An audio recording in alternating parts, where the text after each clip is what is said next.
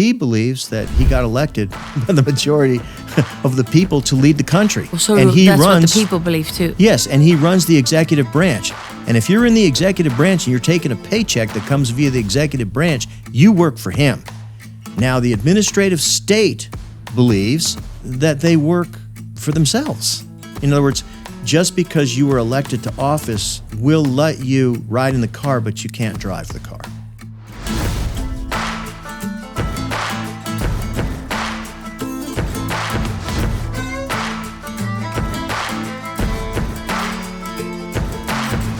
Welcome to this week's episode of Going Rogue with Lara Logan. We have a very important episode today, but first I want to talk to you about one of our sponsors, a company that is very close to my heart.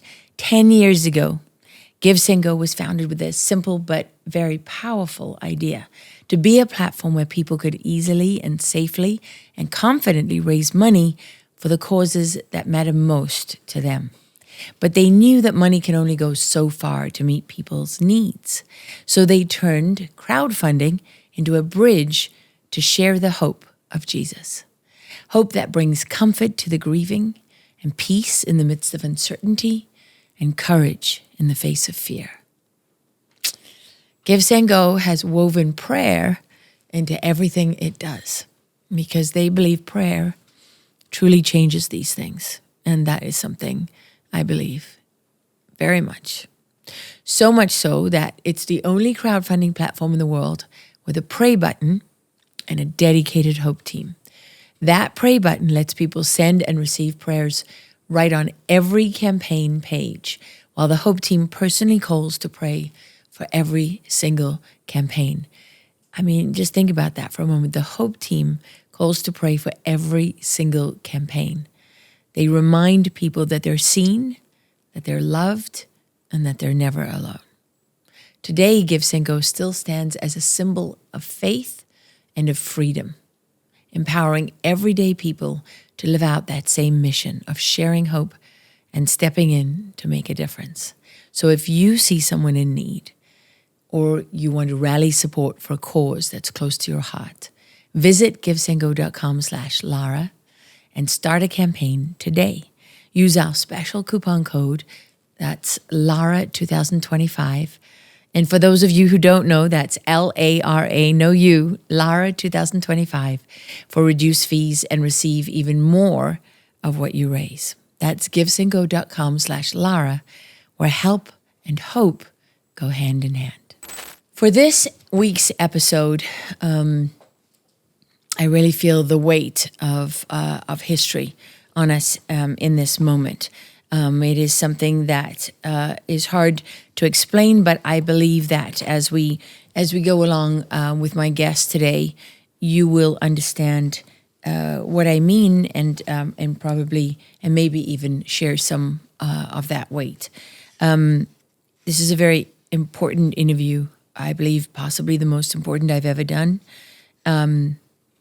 And my guest today is a gentleman by the name of Timothy Shindelar, Dr. Timothy Shindelar, actually a doctor of social sciences, who is a career military officer, a colonel, formerly a colonel in the Marine Corps, who has attended, everything from the Naval Academy to the National War College, Georgetown University, University of Southern California. He has 5 degrees. He was a fellow at the Near East Asia Center, worked for the chairman of the Joint Chiefs of Staff, was sent on a by-name assignment to Afghanistan, which for those of you who understand military speak is where you're specifically named for that assignment because, they want you and nobody else for that job. It's something that speaks volumes about his reputation, his career, his capabilities. Dr. Timothy Shindelar was also in a position of oversight planning for operations in Afghanistan and Iraq in 2016, and was the head strategic planner. So before that, one of the places that he worked was in acquisitions in the Joint Chief of Staff. In the Joint Staff, in charge of acquisitions for the whole of the Department of Defense. So logistics, acquisitions, all of these things are really something that he understands very well And all of that led him to be in this position in 2016 when he was, basically Congress had signed off on a budget of $17-18 million for planning, for oversight planning for Iraq and Afghanistan. That means you, the taxpayer, was paying for that. And in the course of doing his job, he discovered something that set him on an 8-year journey, 8.5 years. 8.5 years that are absolutely critical to every single American in this moment in our history. Because what he discovered, what he and a team of people behind him and with him discovered on that 8.5-year journey was the command and control operations controlling the takeover of the United States government. Those people in the rear guard, some people call it the deep state. Well, Dr. Shindelar calls it the rear guard. Basically, for anyone out there to understand, you can't run operations of the nature that we've seen, like, for example, Russia collusion, the operation to overthrow a legally elected president, the operation for the Ukraine impeachment, to impeach a president who hadn't done anything wrong, to discredit the Hunter Biden laptop, right? Because you know that it's going to affect the vote, the outcome of the vote. You don't run these kind of operations without some form of command and control. And for how long have we as American citizens looked at what's going on around us, understood that this is not, wait a minute, this is not what we were told, and not known who are the people running this? It's unsatisfying to point towards the obvious suspects who are clearly involved in some capacity, the Obamas, the John Brennans, the James Clappers, the James Comeys, the Peter Strokes of the FBI and Lisa Page. These people are obviously involved. But the one enduring question that all of us have had is the they. Who are the they? Yes, George Soros is obviously involved, and people talk about the Bilderbergs, and they talk about, a lot of different aspects of this, the Rockefellers, the Rothschilds. I mean, these are names, these are things that many of you in the audience may have looked at, may be familiar with, may have touched on, and yet somehow we never seem to get to the heart and soul of the command and control of what's going on. Well, Dr. Timothy Shindelar and his team believe they have. That's what we're going to talk about today. He's going to explain it. You're going to find out how he got there, why he got there. You're going to see some of the evidence. And just to be very clear on this, we're not talking about second, third, fourth-hand information, like the type of information that was in the Christopher Steele dossier, which was a political hit job, right? A smear campaign that was fabricated. We're not talking about that. We are talking about government records. Government records that exist in the courts, that exist in the National Archives, that exists in every agency, whether it's the Department of State, Department of Defense, Department of Justice, you name it. These people have been meticulous, absolutely meticulous in documenting, in gathering evidence, in submitting that evidence to where it needs to go, and into keeping every single record.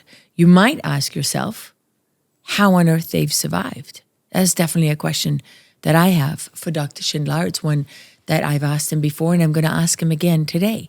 And what is all of this centered around? Well, you're going to find out. But to start with, I want to I want you to know that all the documents that are publicly available, that we're going to talk about in this interview, are all going to be available on our website. They'll be attached to this episode of the show.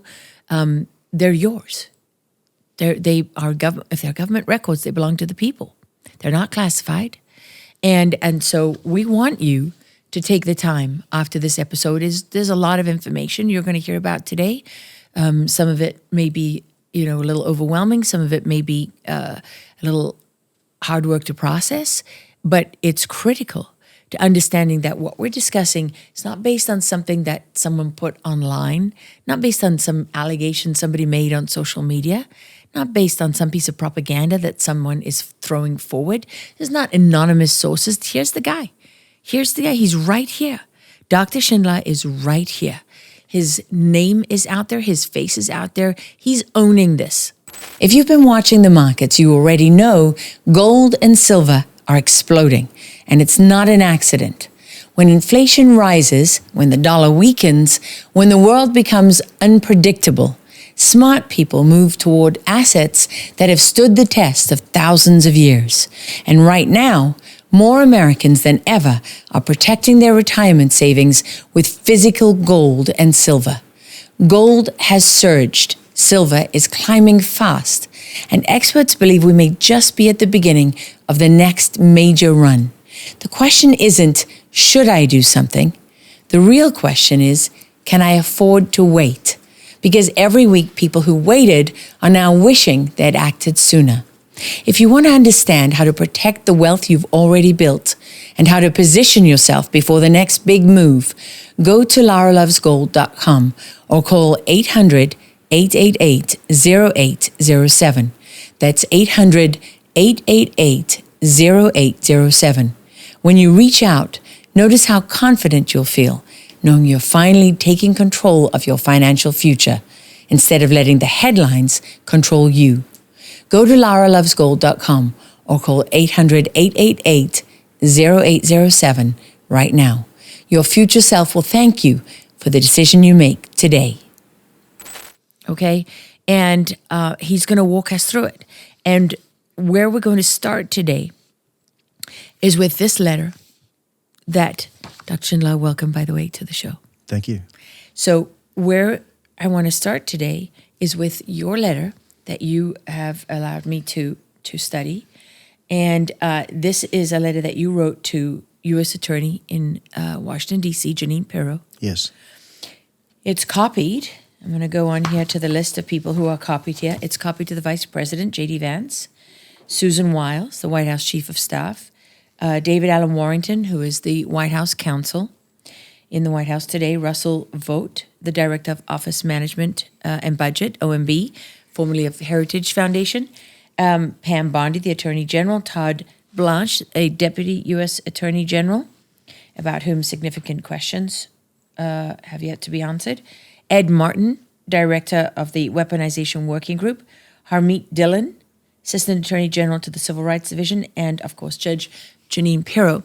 And what this is really about, and I want to ask you to explain the significance, but as I understand it, what this is really about is that the President of the United States, Donald Trump, campaigned on dismantling the weaponization of the United States government. Yes, he did.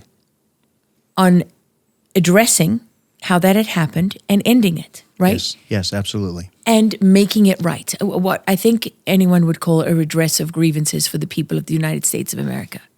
Actually, that's true. One of the First Amendment rights that every American citizen has is the right to petition their government for a redress of grievance. And when you petition to your government and you say that there's a fraud, a waste, abuse, or corruption, they have both a legal as well as a moral obligation to perform the duties of their office. Right, and President Trump not only campaigned on his intention to do that, he was voted into power in part because of that platform. Absolutely. He then acted on it immediately. On the first day. On the first day with his executive order. Crystal clear. Okay, can you, about weaponization, can you take us through that executive order?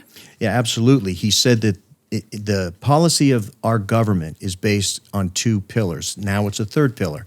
The first two pillars that our government is based upon is transparency in government, which is assured via the Freedom of Information Act, which allows all U.S. citizens to see what their government is doing. We call that transparency in government. And the second is accountability. And accountability in government is done via investigations, audits, to ensure that the government is sourced by the best and is performed by the best. And those two pillars are the two pillars, transparency and accountability. And these are major government functions, transparency and accountability. On day one, he said that we would no longer tolerate any kind of government malfeasance. And if the government malfeasance was collaborative in nature, in other words, it extended through other bureaus, boards, agencies, or commissions, that they would be held accountable, legally accountable, for their failure to perform the duties for which they took an individual oath of office, just like every military person does, just like everyone who serves our government, to support and defend the Constitution of the United States against all enemies, both foreign and domestic. And a domestic enemy is clearly somebody who subverts the very government that they take money from. Okay, so there is President Trump showing that he intends to make good on his campaign promises. And he does, and he right? does. And he signed that executive order on day one. Absolutely. And then what happened? And then he, in turn, had the Attorney General, and the Attorney General, Pam Bondi, signed out her Attorney General memorandum and directed that the Department of Justice, as a matter of policy and function, seek out and address corruption, specifically inside the Department of Justice, which includes the FBI, of course, because that is the law enforcement policy that supports the two policies, the two pillars, transparency and accountability. And unfortunately, and she also took the efforts of standing up a weaponization working group. Right.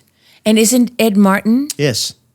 who I know personally, who is a great man, I've known him for many years. A very good man who was serving as the interim U.S. Attorney for the District of Columbia, as a matter of fact. Until they were so scared of him politically Yes. because they don't own him that they pushed him out. Yes, and they moved him over and he became the pardon attorney, and he is running the weaponization working group, and he is not being supported. Okay, so all the signs are there that the president intends to keep his campaign promise. Clearly. And intends to uphold his oath of office. Clearly. Right? And he's put all of this in place. Yes. Okay, so then I don't understand how it is possible for this that is in your letter that you've written to all those people we just named, right, where you actually have documented how, when you brought a case on behalf of, is it over 700 whistleblowers? 750 whistleblowers, both civilian, and when I use the term civilian, what I'm really referring to is any American citizen who goes to their government and says, there is a problem and you are a government official and I wish for you to fix this. I have the constitutional right as an American to demand your services. Which is a redress of grievances. Absolutely, 100%. Right. That's what they're guaranteed demanding. First Amendment right. Now, if you're a federal employee, Yes. you have an additional requirement.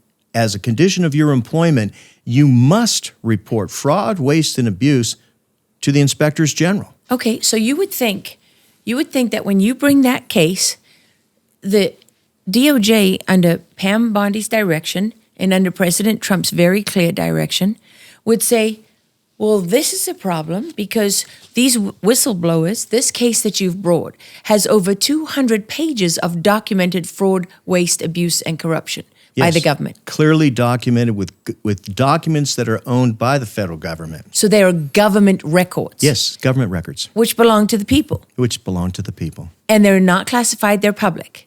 Absolutely. And so what happens? Does the government, does the Department of Justice walk into the courtroom and Yes. and ask for a settlement or admit no. wrongdoing No. or say they'll investigate? No. As a matter of fact, an assistant U.S. attorney, Christopher Hare, who used to be the special assistant for the former U.S. attorney for the District of Columbia, Matthew Graves, who had been appointed by President Obama, the man known for all the J6 persecutions. yes, who claimed in his actual filing to the federal judge that he was working under the direction of U.S. Attorney Piero before she was even appointed. She hadn't even been sworn into office yet. So a guy goes into a courtroom representing the government Of the United States of America. an attorney claiming to represent the U.S. Attorney Janine Pirro, and she's not even in office yet. That's correct. Is that not fraud on the court? Yes, Which absolutely. is a major crime. Which we, of course, noted to the judge and demanded that there not only be a sanction of $300,000, but that he be immediately referred back to the DOJ so that he could be put under investigation by the Public Integrity Section Because he's with lying. a referral directly over to the referral directly to the Criminal Division. While the global financial elite has been secretly accumulating wealth through cryptocurrency, ordinary Americans have been systematically excluded. So today, I want to tell you about Block Trust IRA. They're bringing crypto wealth to everyday people using advanced AI technology that breaks the stranglehold of the hidden powers who control our financial system. I've partnered with Block Trust IRA because I believe there's an intentional barrier between regular people and financial independence, and it's created by those who don't want to share what you're entitled to. Block Trust IRA has a powerful trading platform, Animus AI, and it works 24/7, analyzing market data and executing advanced crypto strategies beyond the simple buy and hold. It exposes the lie that regular people like us should just sit and hold, while hedge fund elites trade with sophisticated algorithms. That's why their system was named the #1 crypto technology platform by Bitcoin Magazine, and it beat out over 1,500 global competitors. So whether you're a teacher or a truck driver or a small business owner or a retiree, and you're watching manipulated markets erode your 401k, Block Trust IRA's Animus AI arms you with the same tools insiders use against financial tyranny. Clients are seeing over 250% returns on their investments, protected by military-grade security, and up to $200 million in insurance against interference. Don't wait. Visit LaraLoganCrypto.com to join the financial revolution, fighting back against the hidden powers keeping you dependent on their failing system. For a limited time, they're offering viewers up to $2,500 in bonus crypto when you open an account. Crypto created 80,000 new millionaires just last year. Why not you? Visit LaraLoganCrypto.com. That's LaraLoganCrypto.com for financial freedom. Okay, wait, and let's see here. Now, the judge, another beaut, okay? The judge is, remind me his name, Amir Hatem Mahdi Ali. Yes. Sounds very American. Amir Hatem He's a dual Mahdi Ali. He's a dual citizen from Canada. Okay, and so what does And he's a Mr. federal judge. What does Mr. Dual Citizen from Canada, federal judge, how does he respond? This is a problem because we don't exactly know how he responds. One of the things that we have done is we are representing ourselves. We are not using lawyers Because we have the right to you don't petition trust our them. government for a redress of grievance. It's a right, and I don't need someone to represent me. If I can't represent myself with 5 degrees or 35 years of service, the rest of America can't. How many years of service? 35. 35 years of service. And we represent everyone. That's the January 6th people.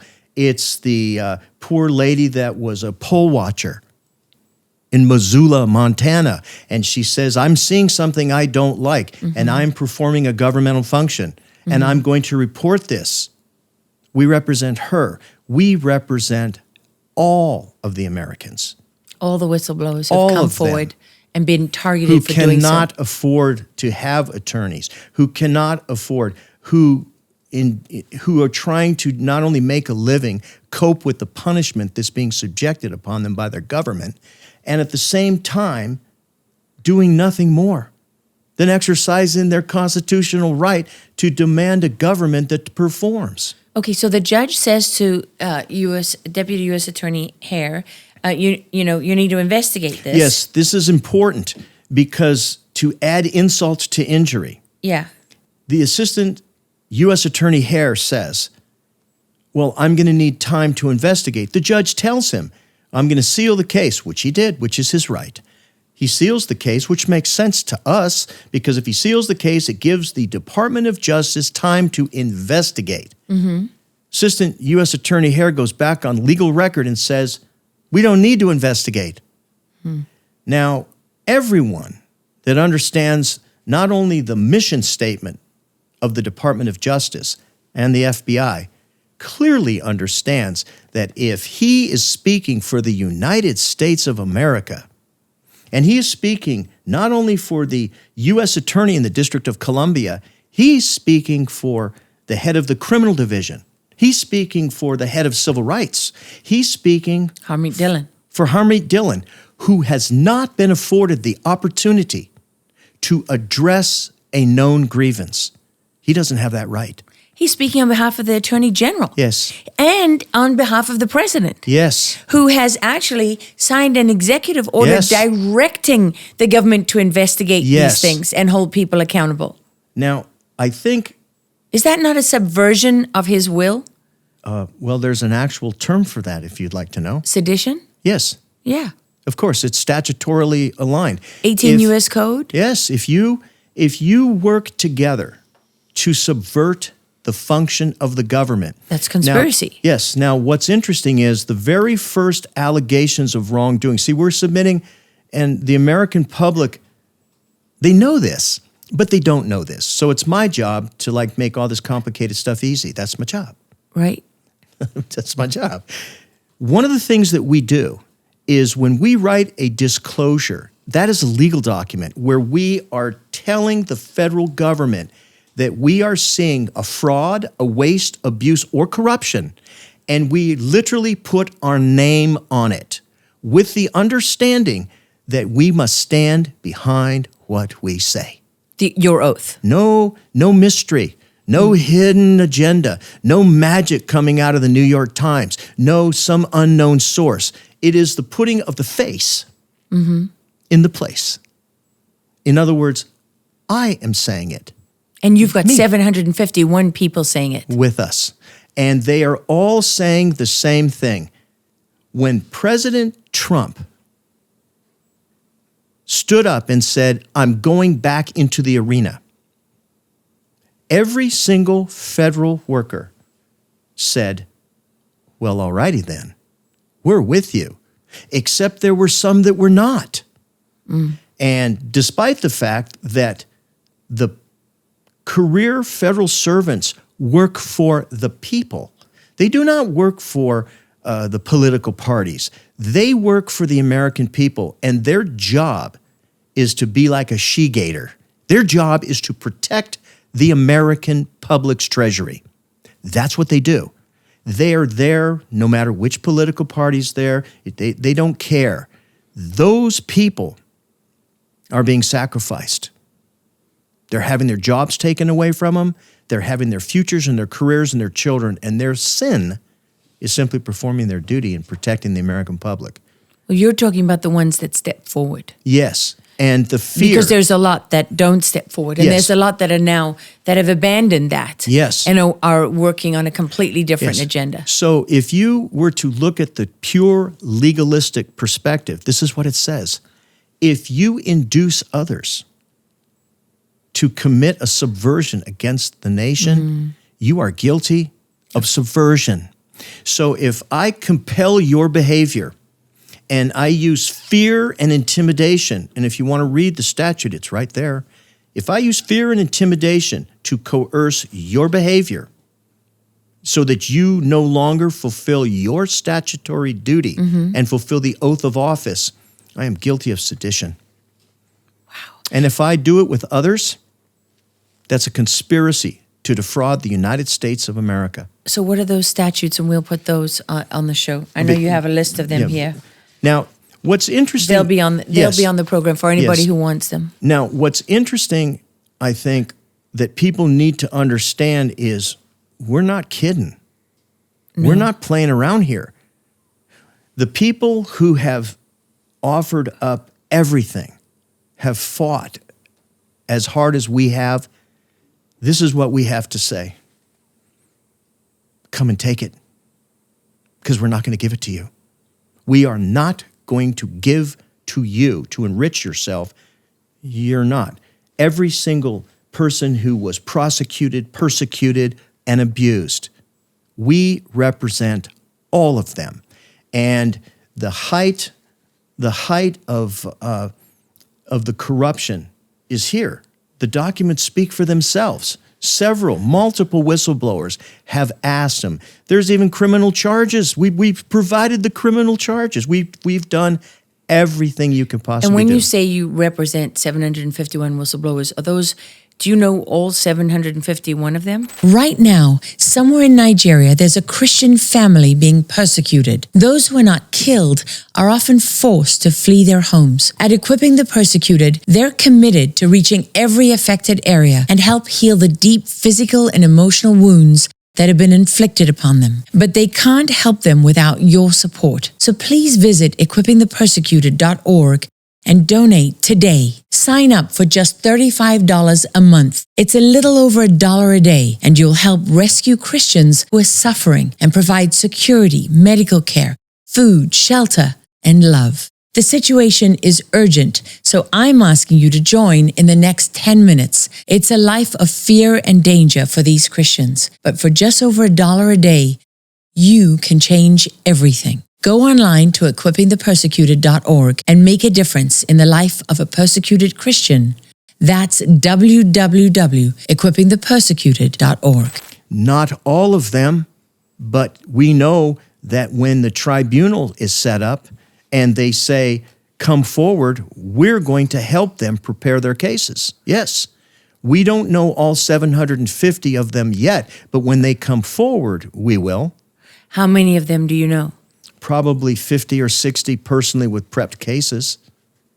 And so we've provided several. Where do you get the other names? Several of the people reach out to us. What people have to understand is that people who have lost their careers, lost their futures, they reach out to others. And we also understand that there's an industrial complex set up they purport to help whistleblowers, but they do not.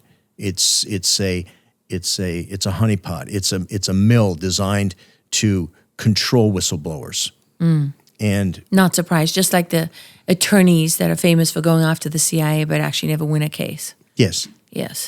But how do you get from 50, 60 whistleblowers that you've personally proved their cases to 751? Because this case that we have filed is on behalf, ironically, is on behalf of the DOJ. We are asking the DOJ, the Department of Justice, to take control of the case, which supports the presidential directive. It supports the Attorney General memorandum. It is the remit of the Weaponization Working Group. We want the DOJ to take this case. And we filed this case specifically so that the DOJ would have the evidentiary base it needed to begin prosecutions. Does it include all 751 names? Not yet. We have put several of the names are just unnamed at the currently. Here's why we did this. Yeah. Because we recognize the fact that when it comes time and the DOJ opens up the beginning intake piece of this, that there will be several people that come forward. But you have all those names. We don't have all the names. I can't honestly say we have all 700. Then how do you get to 751? How do you get to that number? Our estimates right now, over the last 5 years, the number of whistleblowers that have either had their security clearances taken away from them or have been removed from public service will all come forward. And we want the DOJ to have the opportunity to open the tribunal and do it correctly, just like they would if they were going to do a mafia. So you've documented those instances? Yes. In other words, if somebody were to, which is fair, I would argue, is say, well, I know, but did this just happen in the last day or two? No, we've been documenting for 9 years now, coming up on 9 years, because we recognized in 2016 that we were in serious trouble because there were so many whistleblowers and the path was always the same. So you brought a case. The path is always the same in terms of they come forward, they report something, they get retaliated against, yes. They get fired, they lose their careers, they become unemployable, nobody wants to touch them. Scarlet letter, yes. Yeah, their lives are over. Yes. And you saw that happening and documented Absolutely. those And cases. we looked at it and said that if this were possible, what people need to understand is when they use this term retaliation, a lot of people don't understand what retaliation is. What retaliation actually is it's action that is taken by an authority in response to somebody's protected activity. So in other words, if you are reporting wrongdoing and I take your job, that's retaliation. If I take your security clearance, that's a form of retaliation. If I take your job, if I make you unemployable, if I punish you in such a way that it has an economic effect upon your livelihood, that's reprisal. And if I organize to do that, it's a crime. It is a crime to use reprisal against an American citizen for simply exercising their First Amendment right to petition their government for a redress of grievance. Most people would say, I expect my government to take action when I define and show them that there's a problem. I don't expect for them to punish me.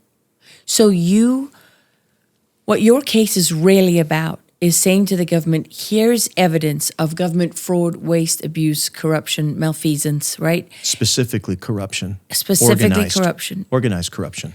And you're asking the government to investigate.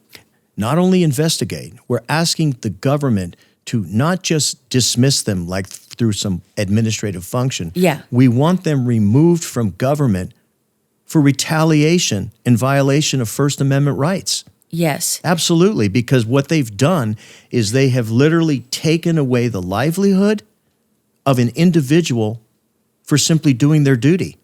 It's un-American. So it wouldn't surprise, it wouldn't surprise a whole lot of people if this happened, if the last administration walked into the court and said, we're not doing this.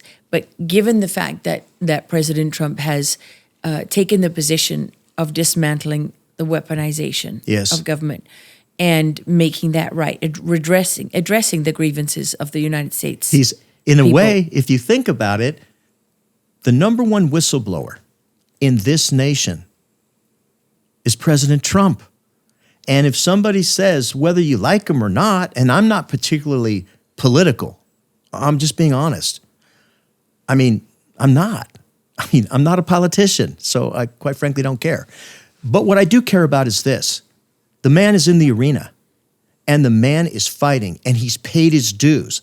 He's a whistleblower. He's being punished by the very system that he's trying to fix. He is the number one whistleblower in the nation, and we follow him. And we're looking, and we will not allow a rear guard to subvert his vision of success. He deserves the right.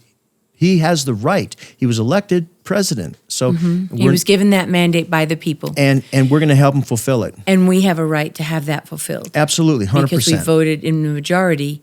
We the people voted in the majority for that mandate. But let me ask you this. So actually you do have the old guard, in a sense, from the Biden administration that walked into that court, because Christopher Hare was a Biden era Special assistant to the former U.S. attorney of Washington, D.C. Yes. Matthew Graves, yes. Who's probably one of the most hated men in this country after what he's done to over 1,500 J6 families. But what is important, and I want to throw this out, you have the narrative, the narrative that's out there. We're not into narratives. We're not into any of this stuff. Here's what we are into.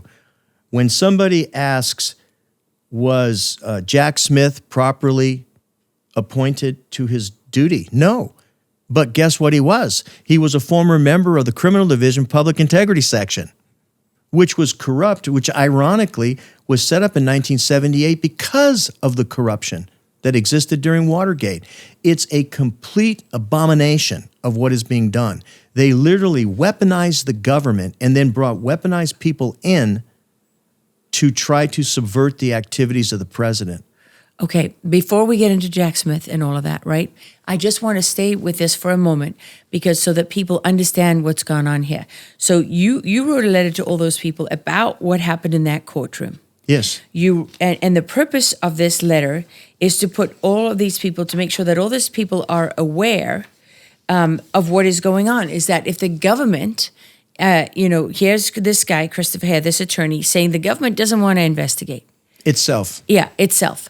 And that is contrary to the executive order. It's contrary to the will of the president. It's contrary absolutely to the oath of antithesis. office. Yes. Yes. And so you're now saying, okay, where does this stand now? I mean, has it been dismissed? Where does the case stand? Right now, the judge is attempting to dismiss it, but we're not going to allow that to happen. We're going to take it to appellate review, and we're going to take it to the Supreme Court. And you're saying to all of these people on here, you have a duty. What we're really saying is this, and this is important that they understand this. I'm not asking. I'm not asking them. I am telling them that if they do not perform their statutory duties, they're just as complicit as all the rest.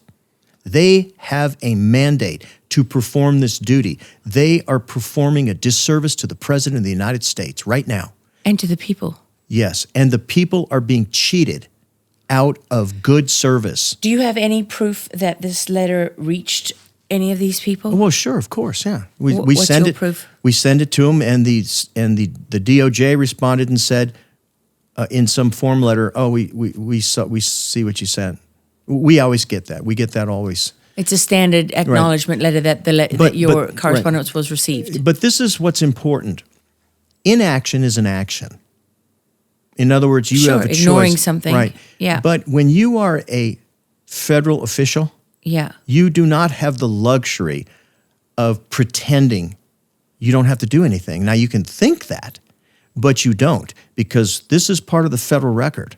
This is the federal record. Yeah. And since it's the federal record, if they refuse to take action and they know the certainty of duty is not a request, the American public pays for this. When you took an oath of office, that Absolutely. was when you committed to that duty. 100%, just like I did.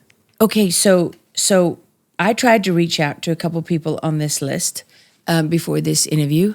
I thought one of them called me back, but I didn't get to speak to them. And so we're going to, I want to make sure that everyone on this list has the opportunity to address this.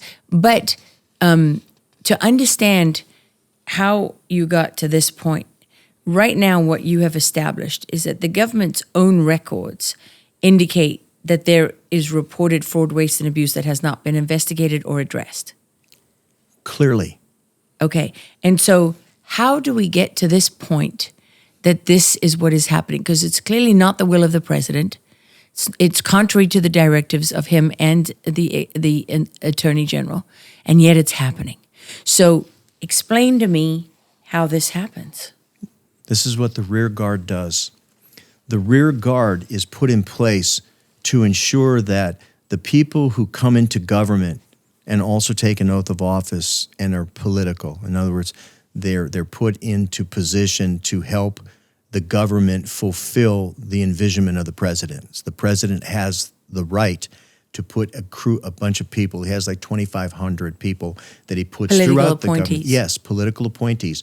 And they help steer the federal government architecture to fulfill the mandate of the president. That's not a request, it's his right. Mm-hmm. The president... By law. Oh, of course. Now, the fact that appears to be in contention is part of the problem. Mm-hmm. And when we talk about weaponization of government, that is exactly what it means. If, for some people, this is easier. For me, it's easy. If you ride the horse, you wear the brand. So if I'm being paid by the federal government, I don't badmouth the federal government. I do what the federal government tells me to do. And if I don't like it, I quit. I get out. But I don't take the money. And I certainly don't do something that is not in concert with what my boss wants. Mm-hmm. Now, if this were in the public sphere or in a business, in a corporation, it would be easy. And I'm sure the president probably, I don't want to put words in his mouth, but I'm just thinking he probably wishes he could say, "You're fired," because they would be fired immediately. Mm-hmm. Because to serve in the government is a privilege. It's a privilege to serve the American public. It's a gift. Some people want to be business tycoons, and some people want to be carpenters, some people want to be good mothers. They want to raise a new generation. But there are some people who want to do public service. It's the heart of America, public service. And some people do arduous public service. They are firemen. They go to foreign countries. They fight for American values. That's what we do. And we cannot afford to allow an ideological driver, whatever it is, to supplant the Constitution of the United States. Okay, but I need you to be more specific, because you said, I asked you, how does this happen? And you said this is what the rear guard does. Who is the rear guard, and what is the rear guard? The rear guard. And how are they able to do this?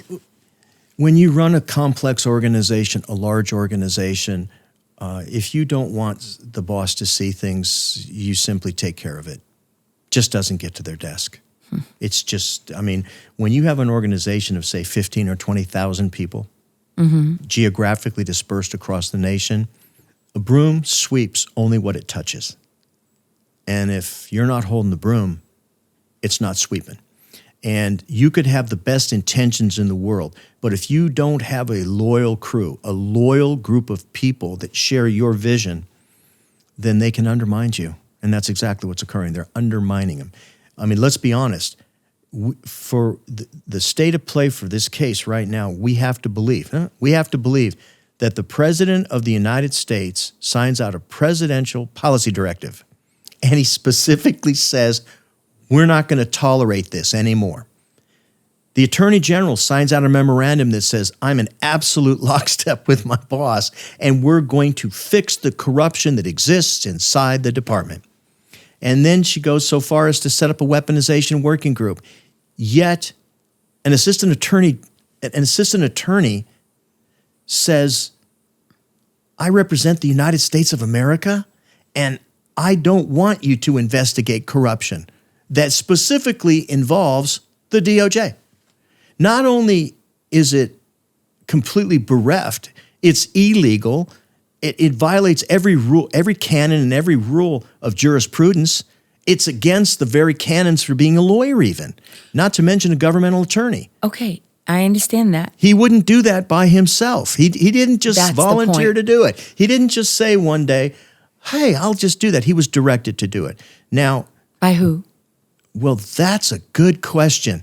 Now, if someone were to ask me as an investigator, I know what I would do. What? Well, I would simply subpoena him immediately, and I would ask him, are you now representing the United States of America, or did someone tell you to do this? And if they did, who? And I would work my way up the chain, just the way you're supposed to. I mean, this isn't. Well, these are the answers the American people want, and not want. They need. Yes, because need. Their nation, our nation is only as strong as the quality of people who volunteer to perform these duties. So who do you believe is directing him?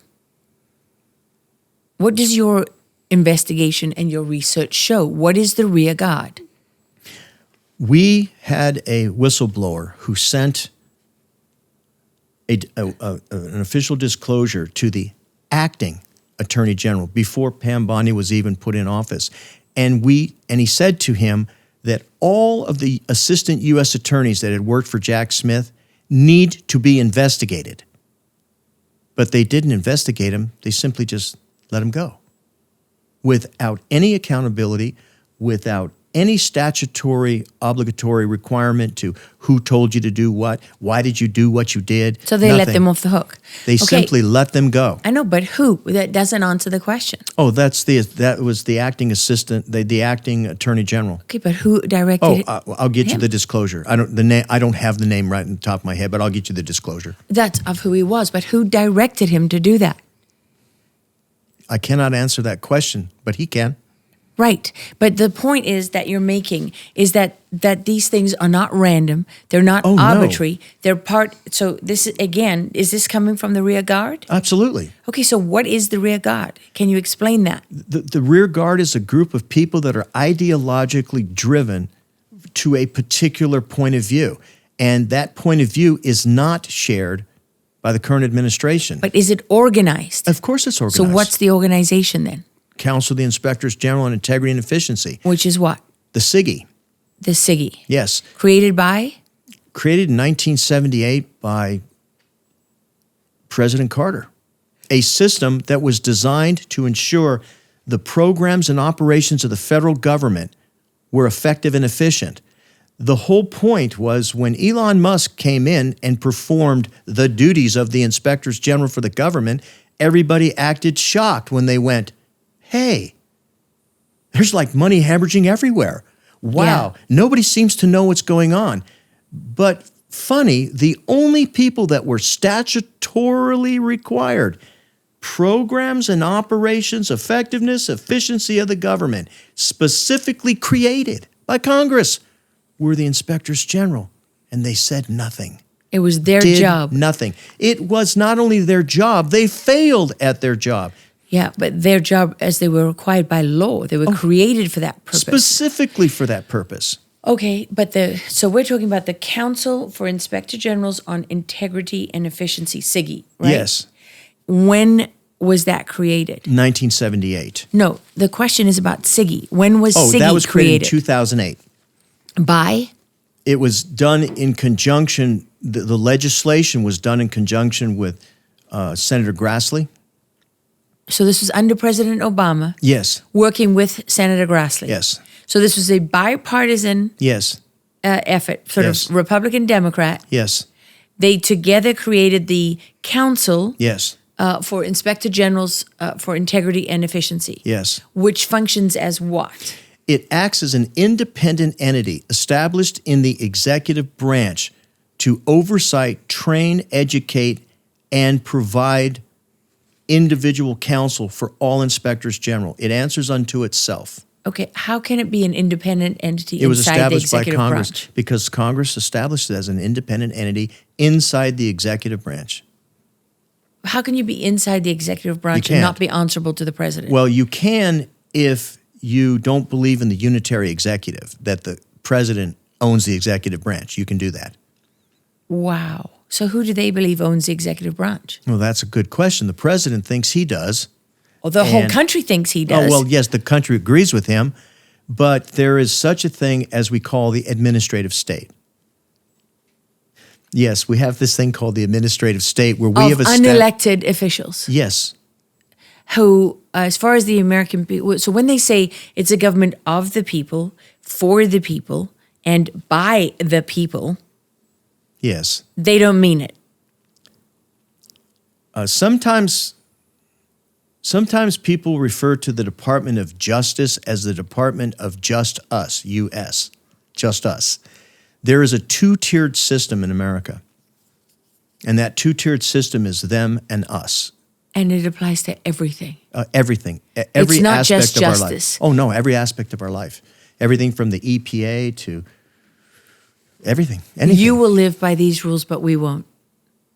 You will think you're making decisions, but we're really making them. Yes, and I think perhaps the most important part, and the president clearly struggles with this, rightfully so all the time, is he believes, and I don't want to put words in his mouth, but he believes that he got elected by the majority of the people to lead the country. Well, so and he that's runs, what the people believe too. Yes, and he runs the executive branch.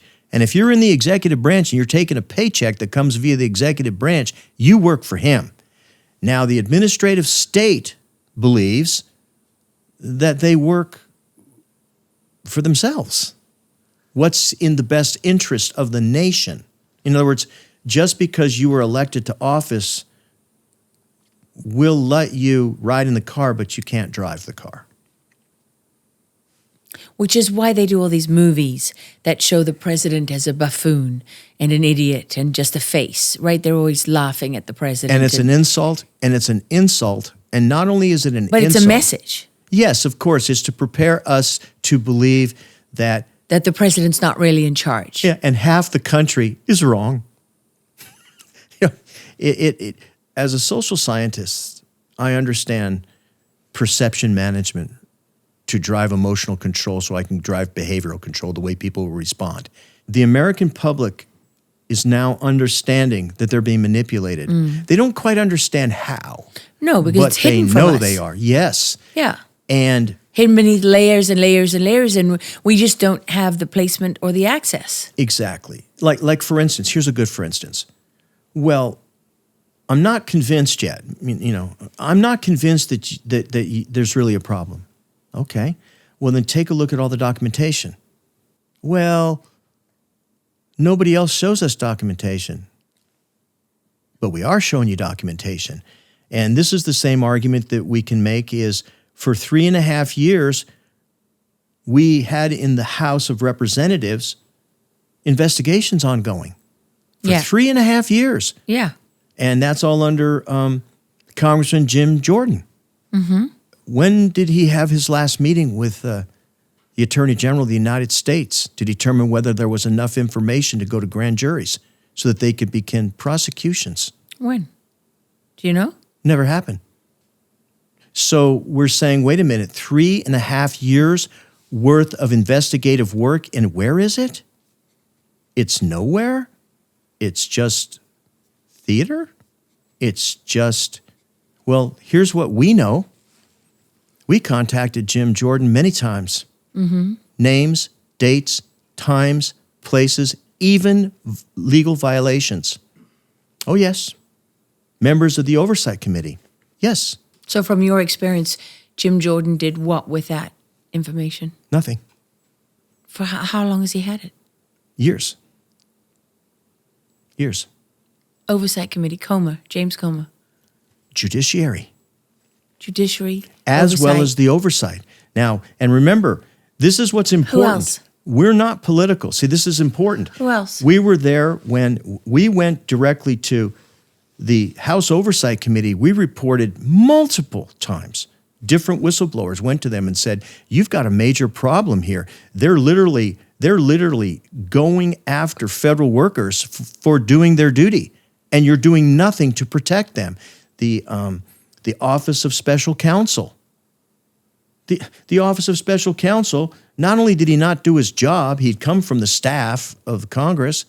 So what's really going on here is staffers are coming from the various positions on the Hill, and then they're going into these government jobs that specifically control federal workers. And we're going to them saying, you have a statutory duty. As a matter of fact, the Office of Special Counsel, after the special counsel, he went to the Merit Systems Protection Board. One of the judges from the Merit System Protection Board. After doing nothing with the evidence that you gave him. And this evidence, is this the clear. 200 pages? Oh, yeah, absolutely. Okay, and that's the same 200 pages that is on is going to be on our website. Yes. That's on our website. Oh, yeah, and that's just the beginning. That people can work through Sure, that themselves and see sure. it, right? You're not talking about something, Theoretical, no. Theoretical, no. No. Okay, Absolutely, and 100%. is the counter to that going to be, well, we get stuff brought to us all the time, and we looked at it, and there didn't seem to be anything of significance there, or there was nothing we could do about it because we weren't in the majority. Of course, now they are in the majority, but they'll say that, Congress doesn't have the power to prosecute. It's not, we can only make recommendations. But there were no recommendations made. How do you know that? Well, if there were, I'd like to see them. But have you asked? Many times. Many times. And what do they say? Nothing. They don't respond, or no they response. No response. Wow. So this is something that people have to understand. When you work for the federal government, there's an actual statute that says that we have not only the right, but we have the expectation that you will perform your duty. We, the American It's people, have theft. that right. Yes, it's theft of honest services. So Which if is you which refuse, is in the Constitution. absolutely, Amendment. it's a federal statute. Yeah. It's a criminal statute, actually. Not only do we have the right of honest service, if you do not provide honest service, it's Wow. theft of services. If they prosecuted people for lack of honest service, how many people would be left in the government? Not many. Well, but I would make this argument to be reasonable, and I think we should be reasonable. Yeah. If I reach out to you and you're in a position of authority, and other people reach out to you in a position of authority, and we are beseeching you to do your duty because the American public's resources are being wasted, and you never respond. What does it mean? You failed. And you committed a crime. Yes. Or else, the very people who work for you are not doing their job. Okay. Either way, it's a theft of services. All right, so Tim, you've taken all this information to all these people, but let's go back to who is SIGI, the Council of the Inspectors General for Integrity and Efficiency. Yes. Right? This is created by Grassley and Obama in 2008. Yes, and other senators and congressmen. Yes, it was. There's others involved on both sides of the aisle? Yes, absolutely. Okay. Well, it was supported. I think the best way to look at this is if you've got 2.3 million people in the executive branch and you've got hundreds of bureaus and boards and agencies and commissions, and you need somebody who's going to be the ears and the eyes, right, of the Congress, which is going to provide resources, which it should, right, and then to ensure that the stewardship of said resources are being effectively applied. That was the theory behind it. But as Elon Musk pointed out, it absolutely isn't. What was happening. Yeah, but just so people understand, because I don't want to confuse people between the distinction between what the SIGI was set up to do and what Inspector Generals was set up to do. Every Inspector General is a member of the SIGI. Yeah, so if you can just explain how the SIGI functions as sort of an authority and oversight body. It's responsible by statute. In statute, the SIGI is responsible for two things: training and education of the IGs, which quite frankly belongs to the Government Accountability Office, because it is the oversight arm of the Congress. So when the SIGI was created in 2008, it took over that function. Oh, not only did it take over the function, they put an IG into the GAO, who reports to the SIGI. So, in fact, they took over the whole Government Accountability Office. They took over accountability. Amazing. So, okay, so the Inspector Generals themselves were created in 1978, right? And that was by Jimmy Carter. Yes. He set up this body of Inspector Generals that were put in all these different agencies whose job was... Over time, like every couple of years. They added them over time, like USAID was in the 1980s. Yes. And so as we continued, and then you get this arcane And there's piece. a document on the website that shows when all of them were appointed. Exactly. Yes, which you put together. And so they're set up by law. Their job is to manage, is to inspect, is to be an oversight function, right? And supposedly, by law, they were created to manage the resources of the American people. And to specifically address corruption. And fraud. Oh, yes. And waste. And abuse. And all of that. Oh, yeah. The interesting thing is this. If you're a social engineer and you're going to create an alternative governance construct, yes, I have to have the ability to manage an entire enterprise. But if I get a piece of information that is not what I want, for instance, like, they're moving money certain places that really they shouldn't be, and somebody reports it to me, I have to not only deal with the person who did it, who told me, so we simply fire them or destroy their lives and get rid of them, but then I have to ensure that it goes no further than that. So the power of the inspectors general is not in conducting audits and investigations. It's in not conducting audits and investigations. It's picking winners and losers. Okay, so Obama and Grassley and the others created an entity that would be the oversight body of all Inspector Generals. Yes. Which didn't exist before that. Oh, right. It was the crowning achievement of the command and control system. It was the building for the command and control. So the Inspector Generals individually had command and control over those individual agencies. Entity, maybe, or bureau or board or commission. So you had them in places like Department of Justice. Everywhere. And Department of Defense and so on and so on. And the argument was made that since they're in each department, it's sort of like a chessboard, like each little box. They were all in their little boxes, and they couldn't really tell the other IGs. They couldn't communicate with the other IGs, right? Why not? Well, because they only had authority in their agency or their bureau or their board or their commission, whatnot. But they said, well, if we had an organization that sat above them, Like Siggy. like a SIGI, then they could basically coordinate everything. Wow. And that's exactly what they created. And if you read the actual statutory language, it says, there shall exist in the executive branch an independent entity, and it shall be known as the council. The council. I didn't make that up. That's actually what it says. Yes. Okay, we'll put that on the website Yes. as well. And That's it on the shall website. be known as the council. Now, this is what's important.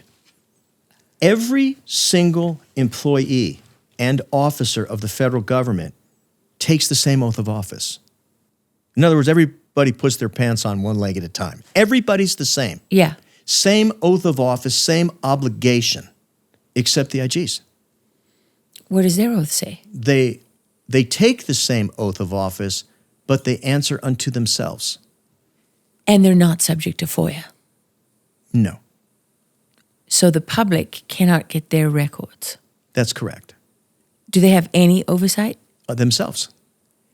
No congressional oversight. Oh, well, sure, they have congressional oversight, but I would very cautiously think about that because the workings of the SIGI itself, no. They have an individual who works for OMB, Office of Management and Budget. Yeah. And he is the executive chair of the SIGI. But the actual functions of the IGs are controlled by the IGs. So in other words, if somebody makes a complaint, like several people did, like myself, Yeah. who complained that the IG of the Department of Defense was defrauding the government Yeah. by not performing his statutory duty, it goes to the SIGI. Okay, so let's talk about that.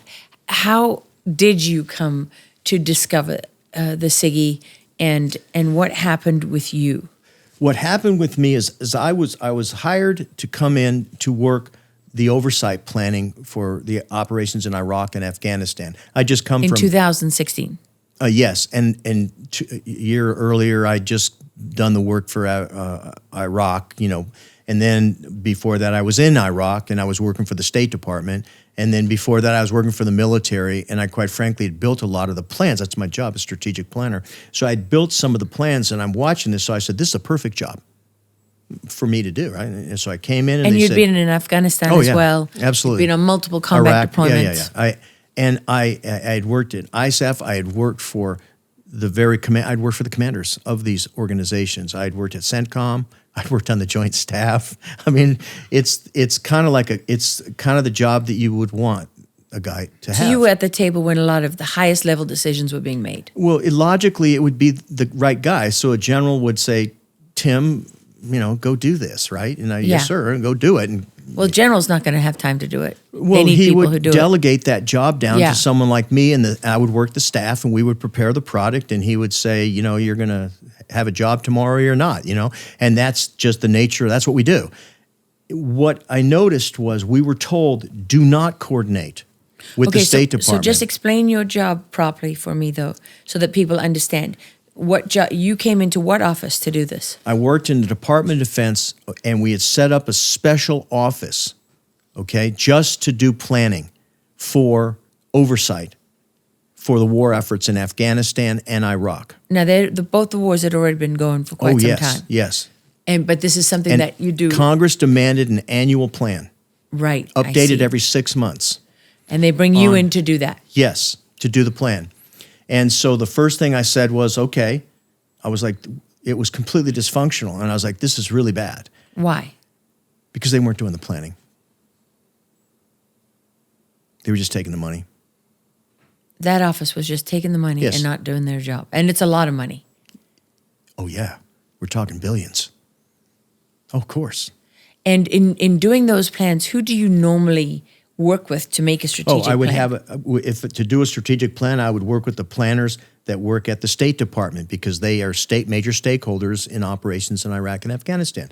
I would work with the planners from USAID because they were major stakeholders, obviously Department of Defense and the rest of the whole of government team. I would go to the J5, which is in the Pentagon, on the Joint Staff, which is where I'd worked. And then I would go down to CENTCOM, and I would go to the people who were doing the planning there.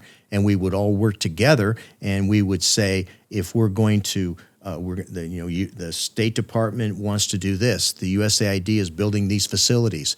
This is kinetic activity. This is where we think we're going to be in a year. This is what we want to audit. This is what we want to investigate. I witnessed all of this on the battlefield. All of this. It's a complex. It's a complex planning organization. It was not done. It was a Potemkin village. It was a sham. It was a fraud. It was a fraud upon the American public. Why? Because they didn't want accountability. And quite frankly, the reason they didn't want accountability was there's only so much material you can have. And if you're pushing all your material in other places and doing other things. You mean resources? Yes. So they were taking resources that were allocated for Iraq and Afghanistan and sending them elsewhere? It sure appears that way. Okay, so you normally would liaise with all of those absolutely other planners in those other departments. Were you prevented from doing that? Yes. By who? By the very director. The director of your office? Yes. Actually told you have to do this plan. Without planning. It's just, it's ridiculous. Well, it's ridiculous unless what? Unless you do it. No, it's ridiculous only if you were doing something else. I see. So what else were they doing? They were doing all the planning and moving all the material, and they were doing Operation Timber Sycamore, of course, and they were moving all these weapons and doing all this material and doing all this stuff in other places, and they didn't want somebody to come in and say, I want to inventory all this. So they were stealing from resources from your programs for another operation? Sure appears that way, yes. Appears that way. But you don't know for sure? I can't absolutely say that. I can only absolutely say that my job was to do strategic planning for whole of government activity in Afghanistan and Iraq. And my job was to ensure that we identified what would be audited, what would be investigated, and provide the American public with confidence that we were good stewards on the resources that were being applied, to include U.S. service members. This is their lives that were at stake. Okay, so that was your job, and you were prevented from doing that? Yes, absolutely. Because you were told you couldn't talk to any of the other planners? Which I adamantly opposed, of course. And did they ask you to lie? They don't, that's not how it works. How does it work? They use fear and intimidation first. We use the 3 C's. First we try to co-opt you, and then we try to coerce you, and if we don't, we cancel you. So it was like, if you don't do this, you're going to lose your job. If you don't do what? If you don't sign out the report as the lead planner and say that we did a good job of effectively doing interagency planning. When you had done no interagency That's planning because fact. you were prevented from doing so. We were simply given a laundry list from the State Department and given a laundry list from USAID and said, put this plan together. That is not planning. That's a shopping list. And so you refused to sign off on that? That's correct. And then what? It works in an escalatory manner. Mm. It starts with... I'm familiar. Oh, are you now? It starts with, I'm going to huff and I'm going to puff and I'm going to blow your house down. Which is like, for a Marine, no offense, is like trying to beat a compass for pointing to the north. Because we live on being yelled at. It's like, it's a form of love. So I'm not going to be intimidated. When you threaten me. Right, because I'm going to look at you and say, do you possess the 3 elements of a credible threat? And you're going to say, what are 3 elements of a credible threat? And I would say, you have the intent, surely. Do you have the capacity? No. And do you have the opportunity? No. So you're a level 1 threat. I'm not worried. So that's the point. My point is that you can't present a credible, this is the tyranny of the bureaucrat, is what it is. And other people saw it as well. Now, I can't blame a man. I personally would not blame, or a woman, I can't blame them for being afraid. I don't blame a man for being afraid, but I do blame a man for not standing up.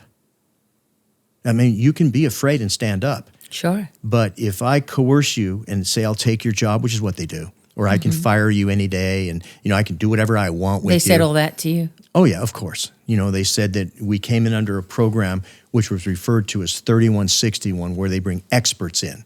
And the idea with the expertise is not only can I do whatever I want to you, if I don't like you, I'll just fire you. And this was routine. Oh yeah, fear and intimidation. It's like a narcotic. It's great. Okay, why didn't they want you talking to those other agencies and doing your job? Because then it would have made people accountable.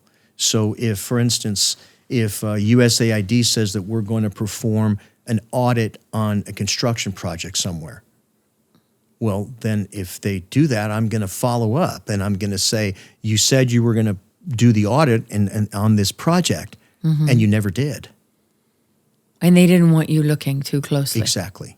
Because they were doing, is this where Operation Timber Sycamore comes in, a covert CIA program launched around 2012, 2013 to support certain Syrian rebel groups fighting the Assad regime, represented one of the largest covert U.S. operations since the Afghanistan Mujahideen program of the 1980s. The program remained classified during the operation, but was widely reported by reputable outlets, including, well, I don't know if they're reputable, but the Washington Post, New York Times, Foreign Affairs. In fact, I would argue they're toilet paper, but less useful, and investigative think tanks, but was terminated in 2017. Yes. So right after we were all fired. I see. So they probably just shifted that to something else. Oh, sure, of course. Yeah, just got rid of that program because it had now been discovered. Well, it's not. It's that quite frankly is we had spent the best part of $500 million on that program. Wow. Complete debacle. And this is just to be clear, the program began, and this document also available. You wrote this, right? Available on the website. The program began after a presidential finding during the Obama administration authorized the CIA to provide lethal COVID assistance to select Syrian rebel groups. Yes. Officially to pressure the Assad regime militarily, push it toward negotiations. Unofficially, strategic motivations included countering Iran and Russian influence in Syria. CIA partnered with several regional allies, including Saudi Arabia, Qatar, Jordan, Turkey.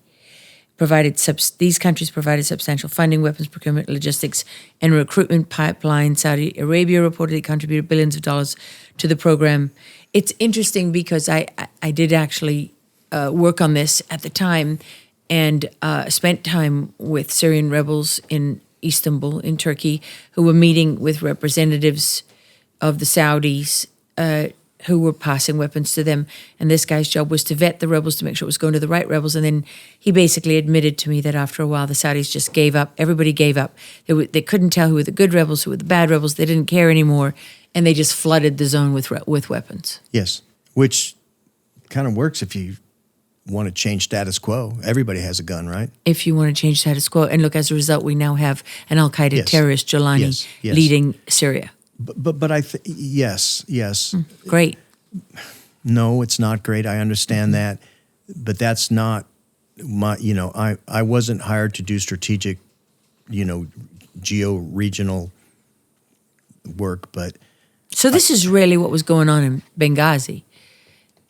Yes.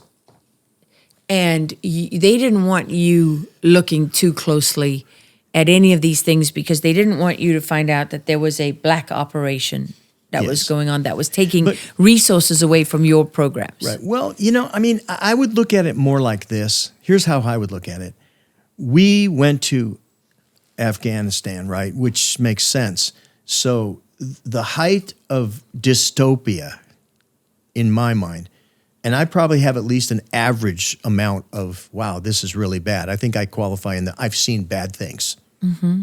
I qualify in that area. Now, some of the things that I would say are bad would be horrific for other people. I get that. Mm-hmm. But this was way past that. This was so bad, I was like, you got to be kidding me. We were literally standing in a place where I had operated. And I'm looking at a guy, and he's yelling at me. And I'm saying to him, we have the very people who are performing the oversight here, and you are representing the SIGI. Congress directed the head of the SIGI to run it. The SIGI chair appointed Glenn Fine the deputy DOD IG to be the lead IG. You see? So this was the SIGI chair IG who appointed Glenn Fine. So this is Glenn Fine, you know, the 11 years as the DOJ IG. So this guy's been around forever. So he is ultimately responsible for the planning, you see? And he was waiting to get nominated and to be appointed as the DOD IG because they thought that Hillary Clinton was going to win the election. So all that aside, his representative is yelling at me because I'm telling him we need to go across this compound that has a fence. And I said, we need to go to the embassy, sir. And we need to meet with the very people you represent. These are the people who are doing the oversight for the plan we're writing. We need to meet with them. These are your people. You mean at the Inspector General's office? Yes. Yes, but specifically the people that were doing the planning. Mm-hmm. I said, these are your people. We need to meet with them. We're in Afghanistan. We spent a lot of time and money and effort, and it was an inconvenience to the commanders there because they had to provide support and everything. I said, this is our job. He didn't want to meet with them. I was like, that's your job. Your job is to meet with them. And what did he say? He just started screaming, and I quit listening. Okay, so help me understand. I just want to be very clear on this point. You're hired to create strategic plans. Yes. You're in the Joint Chiefs. Yes. So what does that have to do with the Inspector General? The Inspector General, the task for all of the planning was given to the chair of the SIGI. So what do you mean the task of all the planning? Because you had the task. No. Congress said we want comprehensive oversight on both operations in Afghanistan and Iraq. Okay. And we want a plan for oversight. And we're going to delegate this directly to the chair of the SIGI. I see. And so you really worked for the chair of the SIGI. Well, this is the interesting piece. He, in turn, delegates it down to the IG at the DOD. Yeah. And I'm working for him. Yeah. So you're working directly for the Inspector General at DOD. But for the SIGI, actually. But in effect, You bet. you really were working for the SIGI. You bet. And who at the SIGI? Michael E. Horowitz. Wow. Come on. Horowitz? Yes. One of the worst. Yes. One of the absolute worst. Horowitz of Russia collusion fame, Yes. who now is not out of the government, who now is at the Federal Reserve. Right. Waiting, ready to come back. Right. Still probably providing emeritus status on the SIGI. What was his position officially at the SIGI? DOJ. He was the DOJ IG.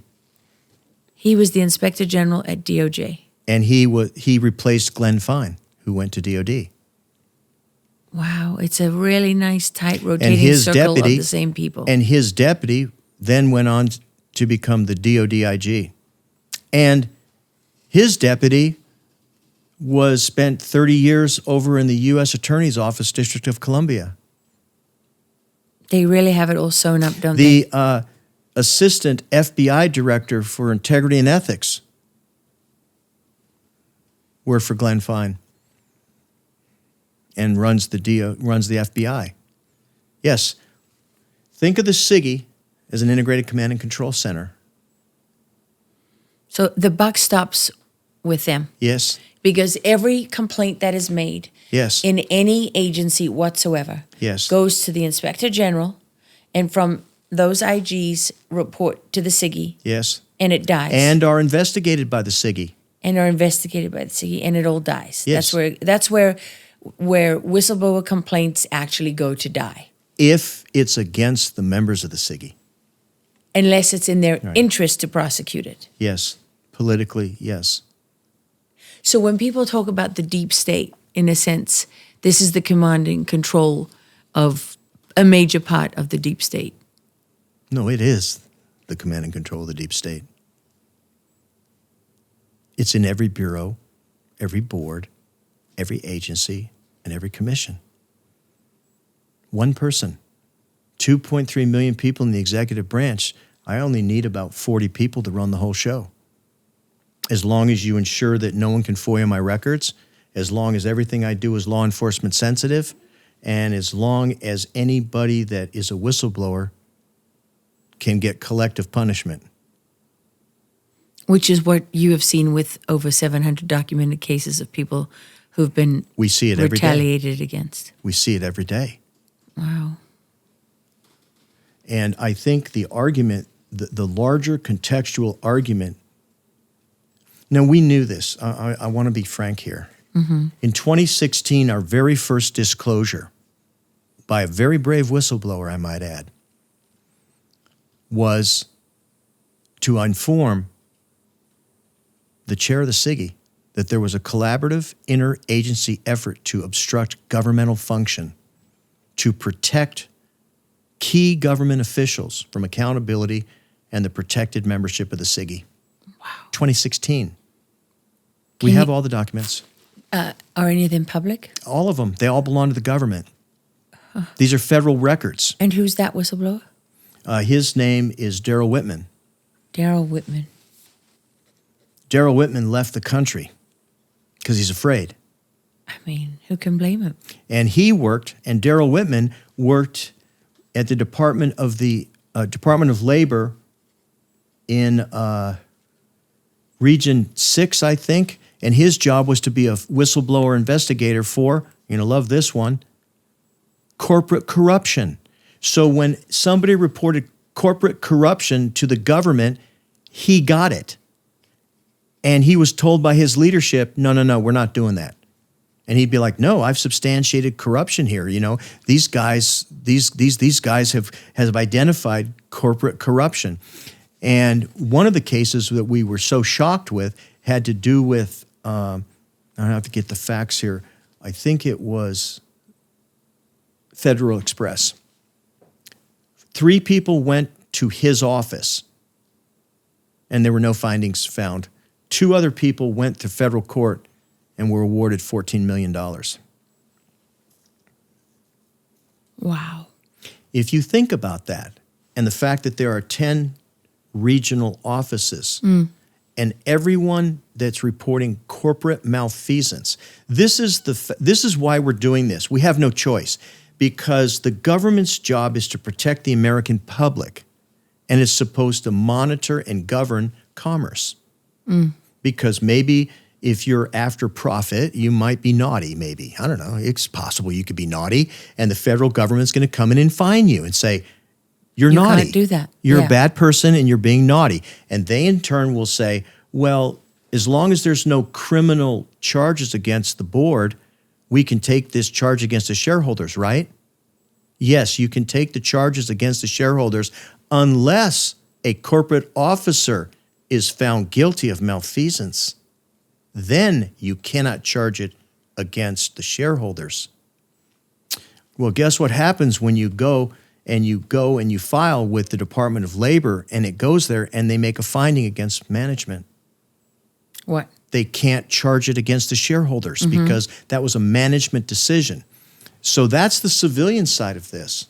Now, what people don't understand and why we knew we had to do something was, let's say that you have a civic interest and you say, I'm going to be a poll watcher for an election. Say it's a federal election.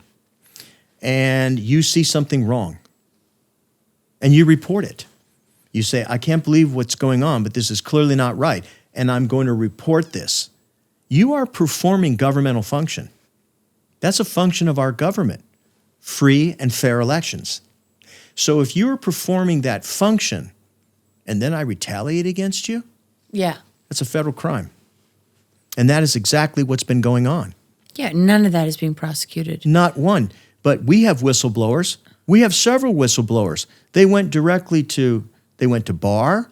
They went to both attorney generals there, deputy attorney generals, The criminal Attorney division. General William United Barr, who States. said that there was no evidence Right. of interference in the 2020 election. Right. Well, and the reason that we know that that's not legally possible is because we know the whistleblower. As a matter of fact, his name is Greg Stenstrom.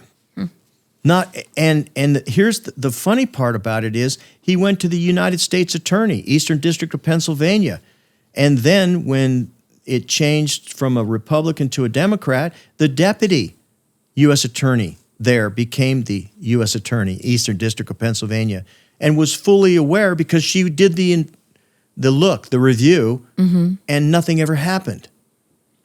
And it was reported directly to the Department of Justice, Public Integrity Section. It's a crime. It's white-collar crime. Yes, that was reported. None of this is magic.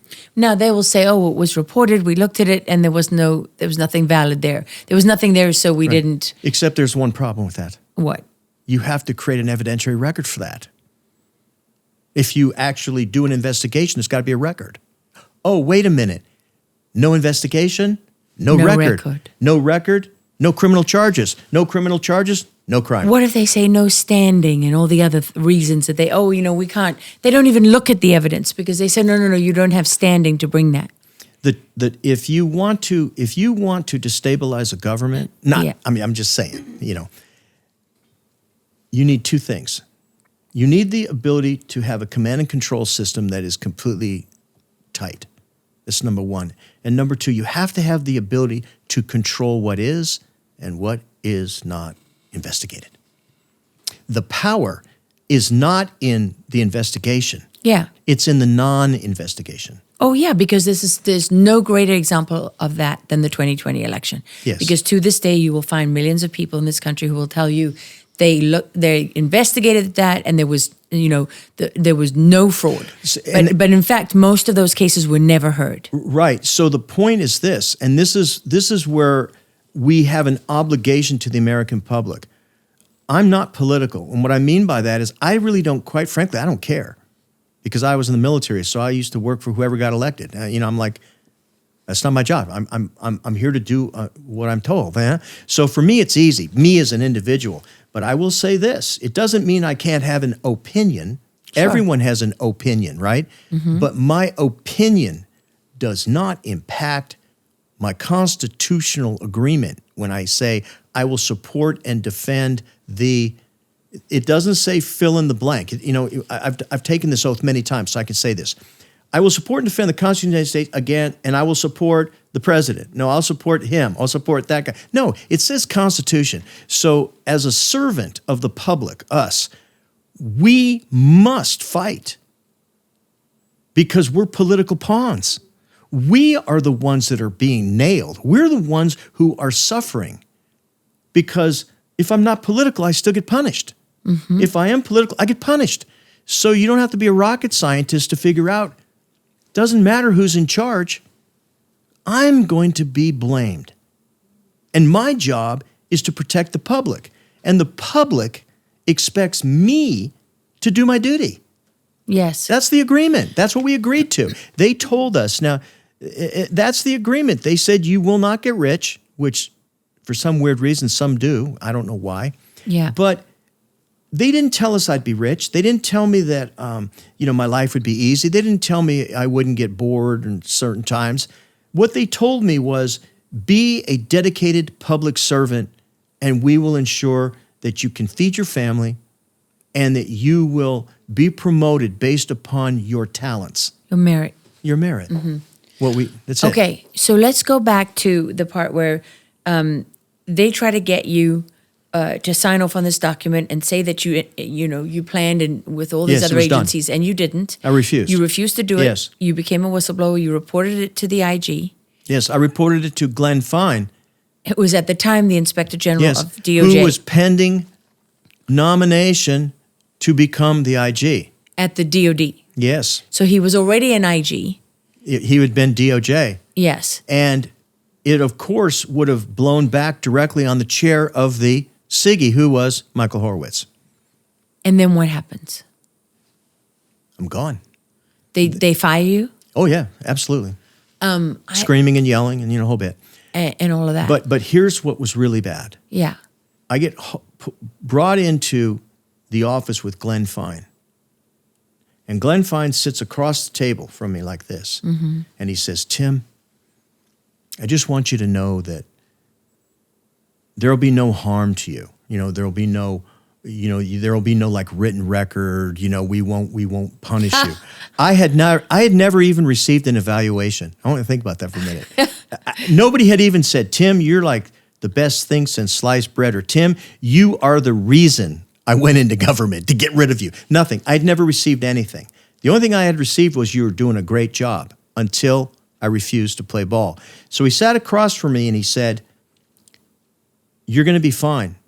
So then a month and a half later, I get what's called the SF-50, which is like your permanent record. Remember, I had 35 years of service already. I'd gone from enlisted all the way through. I'd worked, first time in my whole life. And I'm looking at this. And you were a colonel. Yes. And I'm looking at this document and it says, fired, unsuitable for government service. So I called him up and I said, Glenn Fine, you sat right across from me and you told me this wouldn't happen. And he said, oh, well, I don't know. My staff will reach out to you. So his deputy, the deputy inspector general, says, we want you to sign a non-disclosure agreement. And if you sign this non-disclosure agreement and you promise not to say anything or sue us and not go to work for the DOD IG for like 5 years or some crazy thing, we'll change your SF-50. So I wrote back to him and I said, what you just did is a crime. Yeah. You cannot, as a matter of fact, as an inspector general, you cannot compel a federal worker to sign a non-disclosure agreement, especially to cover misconduct or corruption. I said, come on, you got to be doing a better job. I know you were an Army colonel at one time, reservist, but come on, you know you can't do this. Well, guess who is now running the DOD IG? That same guy. What's his name? Stevens, former Colonel, U.S. Army Reserve Colonel Stevens.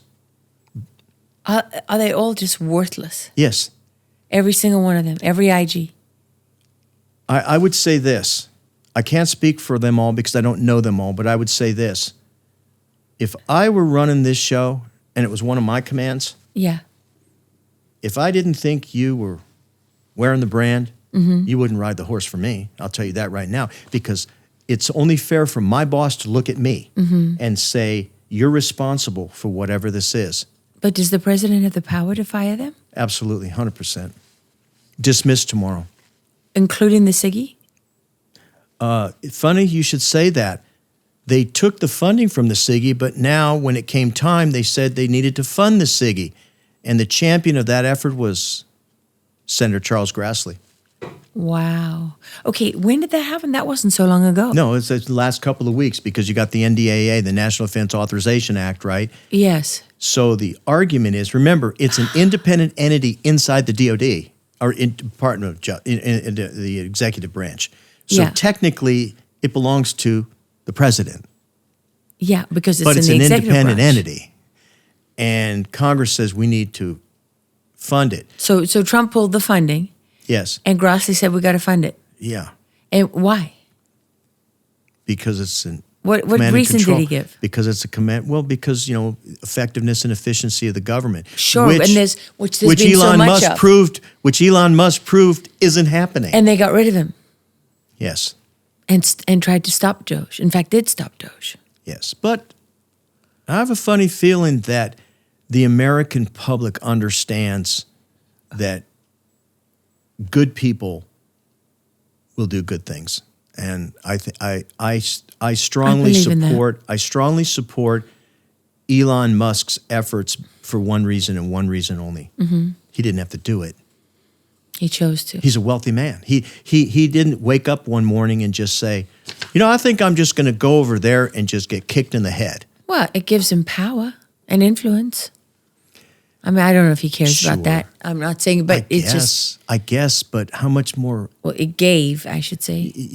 But he didn't have to do it, is my point. He didn't say, I'm going to give up everything. No, he did not have to do it. He volunteered to do this, and quite frankly, that's supposed to be a good thing. Sure. Okay, but now I want us to go into a little bit of this history and what is happening. But before we do that, the part that I think is so critical for people to understand is how all of this plays into where we are right now.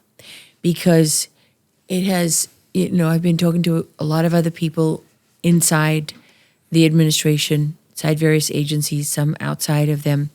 And universally, what I hear is the same over and over again. They are being blocked and prevented Yes. from doing their jobs. It's not correct. just this executive order on weaponization of government that hasn't been fulfilled. Most of President, if not all, of President Trump's initiatives remain unlegislated Yes. and can all be reversed. Immediately with his pen stroke. And it's even worse than that because in, for example, with USAID, there are, over 140 restraining orders that have been issued by the organizations who had their funding stopped. And what that has done is put a hold on the government's cuts. And so that money is still being paid to the Yes. Treasury for those organizations. It's being held at the Treasury. They're not able to hand it over to those organizations. But what it's effectively doing is accruing. And so the strategy that I have witnessed, and that many other people that I have spoken to have witnessed, is one of stalling, right? We're going to wait it out. And initially I thought, well, that means wait it out, right, for Trump's first term. But now it's becoming apparent, especially after the last elections, where there was just blatant fraud in Virginia, and people barely said a word about it. Certainly the administration didn't make much of a song and dance about it. And so there's grave concern going into the midterms. The plan that has emerged is very obvious. Yes. That people are openly talking about it, that Trump will be impeached, that after yes. the midterms, they will seize control of the House, maybe House and Senate, maybe both, either way, and that he will be impeached. Yes. Are you familiar with the boomerang? No. Okay, a boomerang, just like the boomerang from Australia. Yeah. When you throw the boomerang, it comes back to the Right. person who Threw threw it. There is no doubt that all of these people who volunteered to perform public service on behalf of this president will become targets. How? I think that as we go through, and if the guard changes in the House or the Senate, they will be brought up on the very charges that the weaponization working group is supposed to be doing. They will not be given a pass. So you need to explain that. What exactly do you mean? The very work that the weaponization working group is supposed to be doing, they're supposed to be ferreting out corruption. Sort of like what we gave to the court. Right. They will use that. Except this time it will not be for this particular political class. It will be for their political class. So if I understand what you're saying is, it won't be the people who carried out the fraud, the waste, the abuse, and the corruption, the seditious conspirators who have tried to overthrow the government, who've weaponized Yes. the Department of Justice, who weaponized the FBI, who Yes. weaponized the intel agencies. It won't be them. They won't be going down for their crimes. No. It will be all of the people from the president down, Yes. who are currently in positions of power and authority, who are in office. Who are abrogating their responsibility to stand tall and do the people's work. which is to hold these people accountable. So the price that they will pay will be, they'll be held accountable for the crimes they were supposed to fix. And didn't. Yes, that's called a boomerang. So that's a setup. Yes. It's also called a setup. Yes, of course. Okay, so this may be counterintuitive for some people, and so I just want to be certain that people really grasp what we're talking about. So instead of the people who've actually committed crimes being held accountable for those crimes, the people who are now in office, In power. who have taken an oath, and this is the key, right? Because Yes. that oath legally binds them, Yes. to stop the weaponization of government, to address the grievances of the American public, and the whistleblowers that have been abused, and the January 6th defendants who've been victims of weaponization, and all the other people. So their failure to actually do that is going to be used against them. Yes, but more important than that, it will break the heart of what got this particular president in office. It's going to break the heart of every single person who thought that this president was going to fix the problem. And didn't. And not only that, but he will be impeached for not fixing the problem. And his staff, all the president's men. All the way through the government, anyone Yes. they want to get rid of. Not their people. They will be punished, yes. And punished how? I would assume they will be legally charged and they will face legal charges, probably by the DOJ, Public Integrity Section, Criminal Division, civil rights violations, everything. Yes. You know, it's interesting because I did speak to somebody who works inside the government, and one of the things that they're looking at in the intelligence world, this group is looking at reports that the law firm Perkins Coie, which is, you know, very famous for Mark Elias, they were heavily involved in Russia collusion. In fact, they even had an FBI agent had an office inside Perkins Coie, right? Or was it the other way around? I can't remember. But Perkins Coie and the FBI were working together, and they were very much part of this fake Russia collusion narrative that was a seditious conspiracy. These people are preparing legislation to make administrative functions in the government.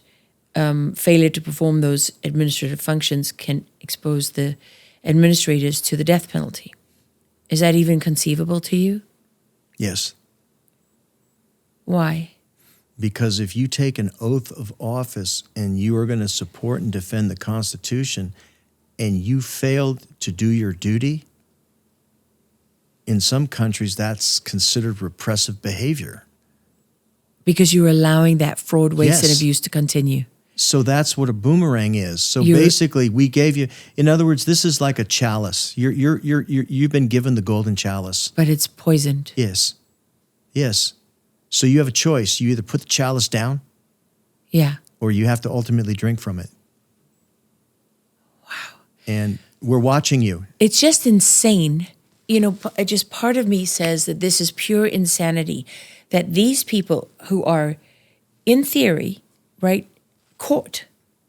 Because they are. There They is are a caught. plethora of evidence stretching literally from here to Timbuktu and back 15 times that shows that they are guilty. I mean, Tulsi Gabbard, the Director of National Intelligence, stood next to Carolyn Leavitt, the press secretary at the White House, the president's press secretary, and said, here's the evidence of a seditious conspiracy. Yes. Conspiracy that was run by people like John Brennan, Yes. Barack Obama, Biden was involved, Comey was involved, Clapper was involved, you know, directors of the CIA, directors of national intelligence, directors of the FBI, that all of these people were involved. We've done an investigation, and here's the evidence. Here are the transcripts, here are the records. You've got the director of the FBI, Kash Patel, is out there saying, we found all these burn bags of all this evidence that they tried to conceal, so there's evidence of a cover-up.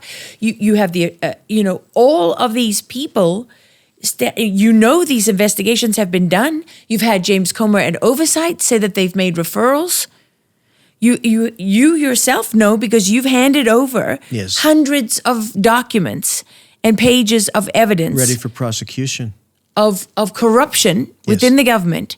So we know the evidence exists. Yes. We watched the crimes. We literally witnessed the United States, the people of this country, we, the people, are witnesses to these crimes. Yes. We watched John Brennan go on television say that President Trump was a Russian spy, that Putin was his handler. We watched them say things under oath that they contradicted in private testimony. So we know they lied before Congress. The evidence is there. We witnessed these crimes taking place. And now the people responsible for these crimes who appear to be caught, You have an administration in place who was not guilty of those crimes, who've enacted legislation, who have taken an oath of office, who said we're going to prosecute these crimes. Therefore, reasons that escape most of the people who voted for them have not done so. And this is going to be the poison chalice from which they have all drunk, that is going to put them down once and for all. And they're going to ultimately, and it breaks my heart to say this, they're ultimately going to discover the difference between public service and arduous public service. Arduous public service is when you have to stand tall and you have to do what is in the best interest of the nation, not yourself. Not a party, not a group, not a company, but you have to stand tall. You have to get in the arena. And the way... Tim, forgive me, okay? But what are you talking... Arduous public service, they're going to prison, or if it's true that they're preparing the death penalty for certain administrators, they're going to be put to death. They have a choice, and they have a choice to do their duty. Now they have a choice. But if this happens, they won't have a choice then. Right, but technically, if we honestly look at this, isn't that why they're taking the money? They purportedly are doing their duty. We're telling them, do your duty. They cannot claim that we didn't do our part. This is the heartbreak. When, as an officer, I have duty. No one ever had to tell me to do my duty.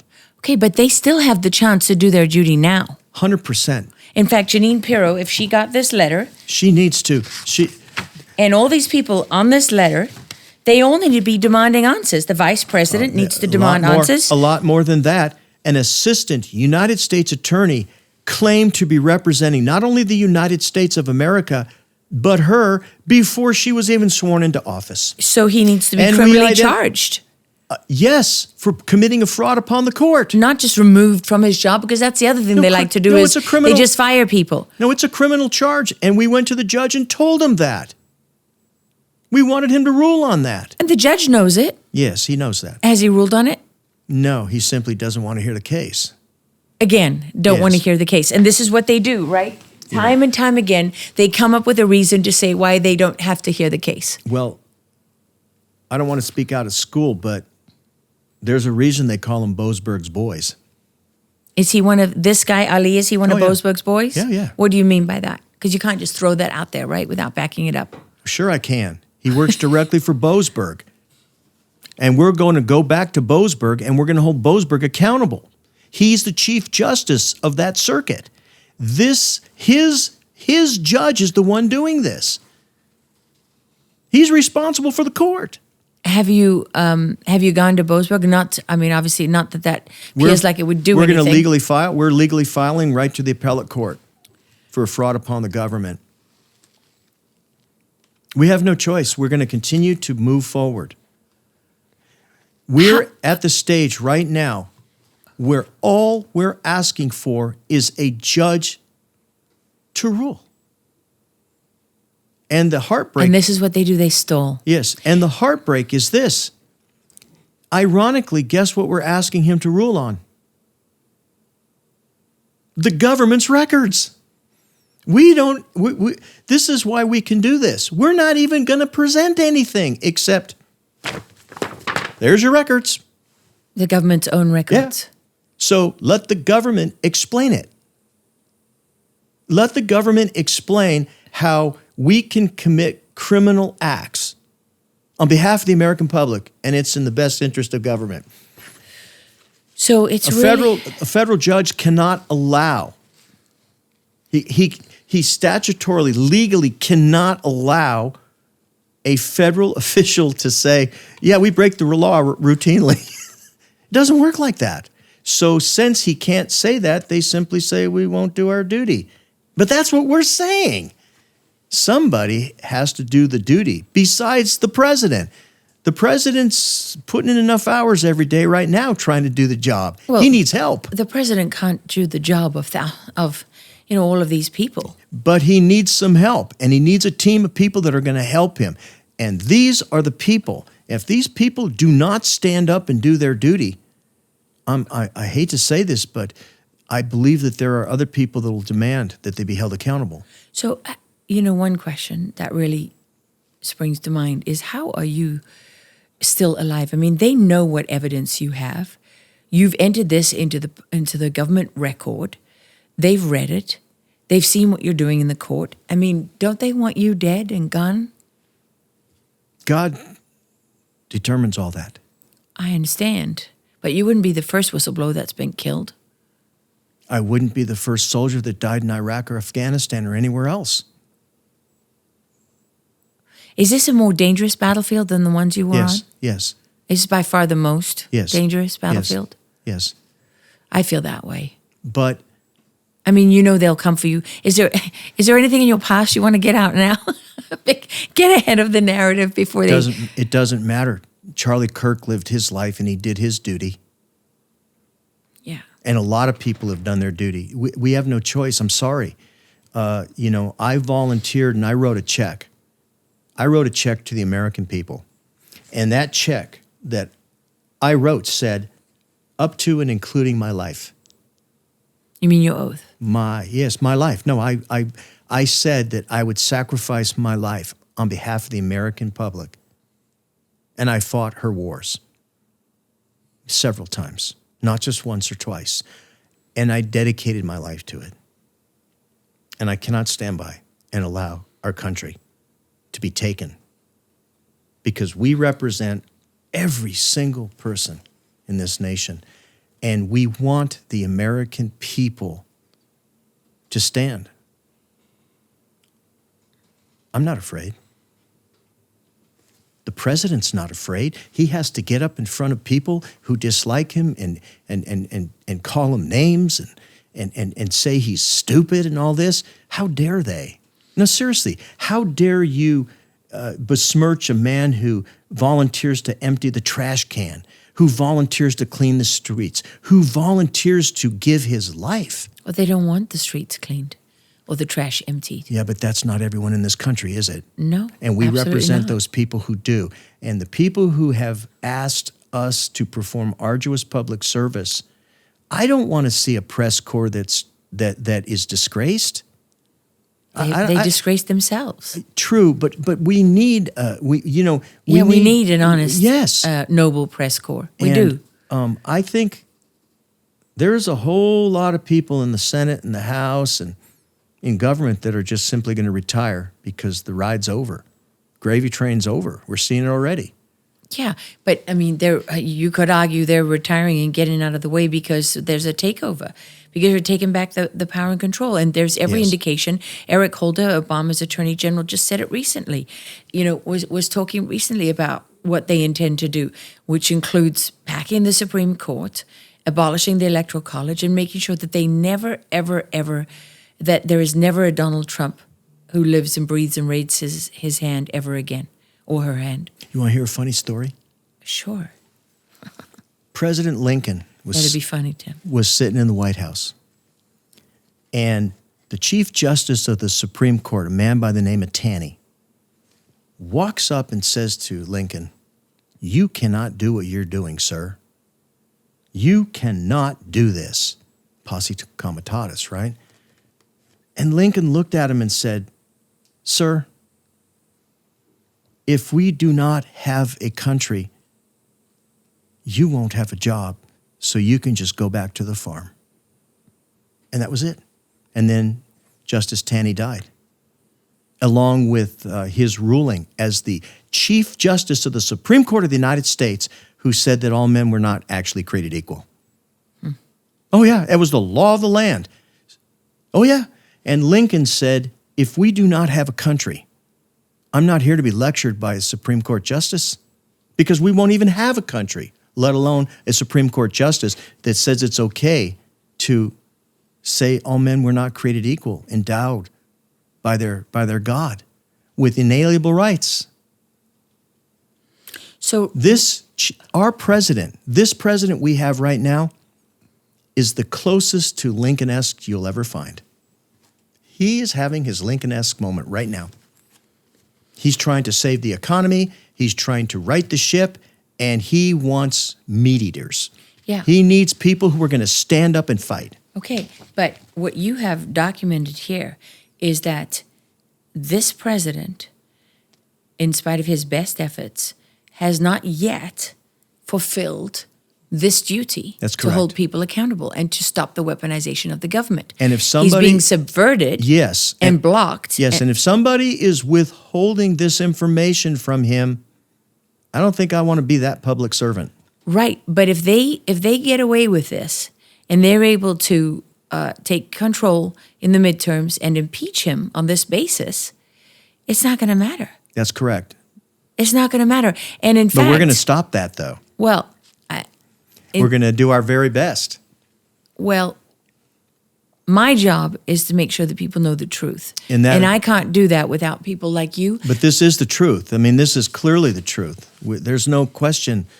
There's no question on this. Remember, everything that we say is true. Well, I mean, people don't have to take your word for that. They can sure. they can look at the records. Right. And that's why we did the records. But if we were to go back all the way to 2016 and 2017, people laughed at us.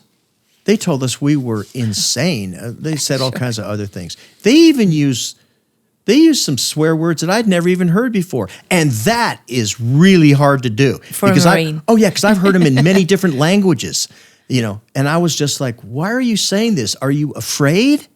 Or what is driving you? Well, yes, but if what you're saying is true. And we said, not only is it true, it's our duty to document it. We're going to build the evidentiary record, and we're going to enter the record into the government, and we're going to wait for the right leader to come along and take it for action.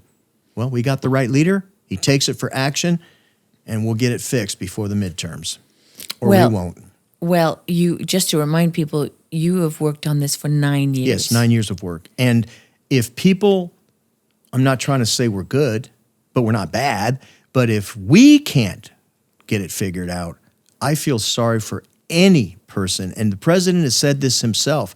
His greatest worry is what happens to the average American. If they can do this to the president of the United States, what chance does an average man have? None. Before his government? None. So I support his fight. Well, just so we understand, these people who created the SIGI, Yes. these people who are subverting the president, some within his administration, It's a some wealth without. extraction system, and they want to control, and they want to keep this. The bottom line. Let's just get to the brass tacks here. Yeah. This is about wealth extraction. It's about wealth extraction from the American public. What do you mean? The government provides resources, so I want some of those resources, and I don't want to have to fight for them. So I will simply pick the leaders I want, the politicians I need, and I will go after the public servants who don't do what I tell them to do. I'll get rid of them. And I want a compliant workforce. And I am going to have a system of wealth management, wealth control, extraction.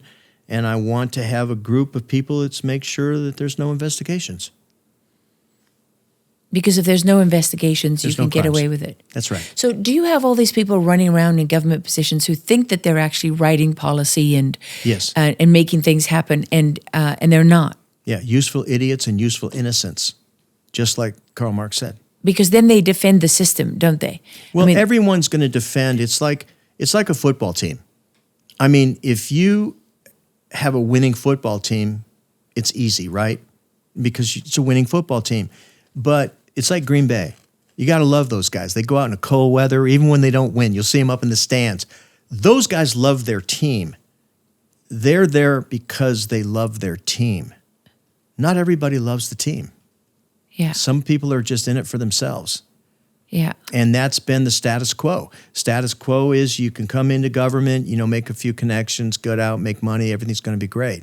So if the SIGI is the command and control, who decides who's part of the SIGI? Who runs the SIGI? Who's really in charge? They pick their own leader. They pick their own leader, Yes. but who is they? Horowitz is there? Who else? Yes.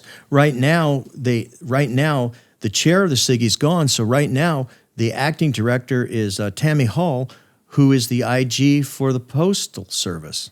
Oh, mail fraud. There you go. You mean mail-in ballots and all that? Yes. Gee.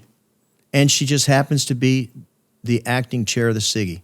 So I guess she can investigate herself. Well, she made sure that there were no investigations in the post office. Or investigate herself. Or investigate herself, which of course no one has any confidence in that for obvious reasons. Probably not a good idea since oversight is about that. Yes. Now, the answer is simple. The answer is to undo the entire Inspector General system and return it. There are valid concerns from the Congress. Absolutely. That's why we have a GAO. Government Accountability Office. It's their job. Yeah. So shouldn't the IGs belong to the GAO and be placed into the agencies? Well, that would be logical. Sure. And then if Congress has any heartburn or concern, they would simply call the GAO and they would simply go to the agency and talk to their IG. And then they could work and help the agency head who was elected and, selected by the president, right? Confirmed by the Senate, and they run the agency. And the IG watches the business but works directly for the GAO, of course. But they superseded that and they derailed it and snatched it away. And then one of the other things they did, right, was to take away, like one of the forms of retaliation is to take away someone's security clearance. Absolutely. That before we started doing the IGs, controlling the security clearances, that's not what they used. What they used to use was ordering people for psychiatric evaluation. Oh, yeah, that's the first thing they say is you're crazy. Or it's a risk. Now, we're not saying you're crazy, but something happened, and on behalf of the You're American unstable. public. Yes. And so then they just tell the people, and they have to pull their clearances because they might be unstable, and this can't be good for the government. So they actually corrected that, and they said that these fixes, these are some very devious people, just so you know. When we have personnel actions, everybody knows what a personnel action is. That's like getting a paycheck or, putting in your form, checking your leave. You get a little form. It's called a personnel action. Ironically, guess what is not a personnel action? What? Security clearance evaluation is not a personnel action. Therefore, since it's not a personnel action, it can't be a prohibited personnel action because it's not a personnel action. So just because I order you I take your security clearance, I haven't used retaliation against you because it's not personnel action. I see. So they found a loophole there. Exactly. Where They built I it. can retaliate against you by taking your clearance, therefore Yes. you're unemployable, can no longer work here, can't do your job. But It's 'cause not personnel action, though, therefore you can't claim it as retaliation. because for a government employee to have what we refer to as a prohibited personnel action, in other words, a reprisal, Yeah. it has to be on the laundry list of personnel actions. What did they do to who did they put in charge of security clearances? It belongs to a three-party, the intelligence community IG. So it goes back to an inspector general Yes. who they control. It's good work if you can get it. Who did that? Who switched that? President Obama. And what did he do? He did it under PPD 19 and said that there would PPD be 19? What Yes, is it? Presidential Policy Directive 19. Yeah. And that was part of the consolidation. If you remember, when you do investigation work, what we look for is always called common denominator. It sounds silly, but it's really true. If I can find something that divides into every activity, and it's really not complicated when you think about it. First thing I'd look at, money. Yeah. People like money, so I'm going to look to see, and if you're driving a really nice car and have a really nice house and go to nice parties, but you ain't got no job, I'm going to look there. Not because I think Yeah. you've done something wrong, but the common denominator is you need money to have all these nice things. So if there's no money, might be that there's something wrong. That's what we look for. So we have to ask ourselves a question. During both of the impeachment activities for the president, what was the common denominator? What was the reporting that was all done conveniently to the inspectors general? You mean the whistleblower, Eric Oh, Caramella? yes. Right? He went to the inspector And the general? Vindman. Oh, yeah. And Vindman, Lieutenant Colonel Vindman, the Yes. traitor. All went to the IG. And not just one. Which ones? Went to the intelligence community IG. You had the Capitol Police IG, You had the Library of Congress IG. So the question ultimately gets down to this. How can you be the chief executive of the executive branch, have an independent entity that doesn't even respond to you, yet they have members that don't even belong in the executive branch? How's that work? It doesn't. It's illegal. Absolutely. That is what we're talking about. So, as with all things, when we look at a common denominator, we simply look at the simple things like if the president is the chief executive and he's been duly granted the authority over the executive branch, and I have somebody in the executive branch that says he doesn't work for him, is that compatible with good management? No. And that's exactly what Russ Vought is saying. That's what Russ Vought says. Okay, but does Russ Vought have this information? Does he know about all of this? Oh, yes. For how long? Long time. Years? Yes, from the first administration of Trump, yes.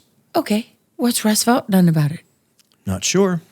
I mean, he wasn't in the government before. He was from a Heritage Foundation. Well, he was there with the first Trump administration, absolutely. That's right. Yes, he was. And he was keenly aware. Whistleblowers spoke to him and told him that there were significant problems in the system. Have you spoken to him? No. But you know he has this information? Yes. How? Because some of the whistleblowers have told me that they spoke with him. Who else has this information?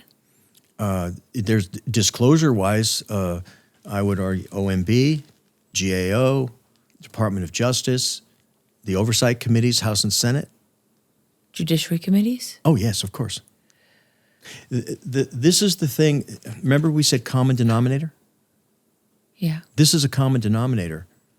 If you were to do a structural analysis, based upon all these different entities and organizations, it would be reasonable, in my estimation, to ask, well, have you talked to all of them? To give them an opportunity, right, to do the right thing. Yes. Yes. FBI? Oh, yes, of course. Absolutely. Kash Patel? Yes. He's received disclosures as well. Dan Bongino? I'd have to check whether it went directly to Dan Bongino, but it did go directly to Kash Patel, yes. But you haven't physically spoken to him and confirmed that he received it? No. I would offer this. Yeah. We're ready. Bring it on. So you're happy to speak to them. But you have sent it there. Yes. And when you send it, how do you send it? Because certified. We send everything certified. Certified mail. Registered receipt.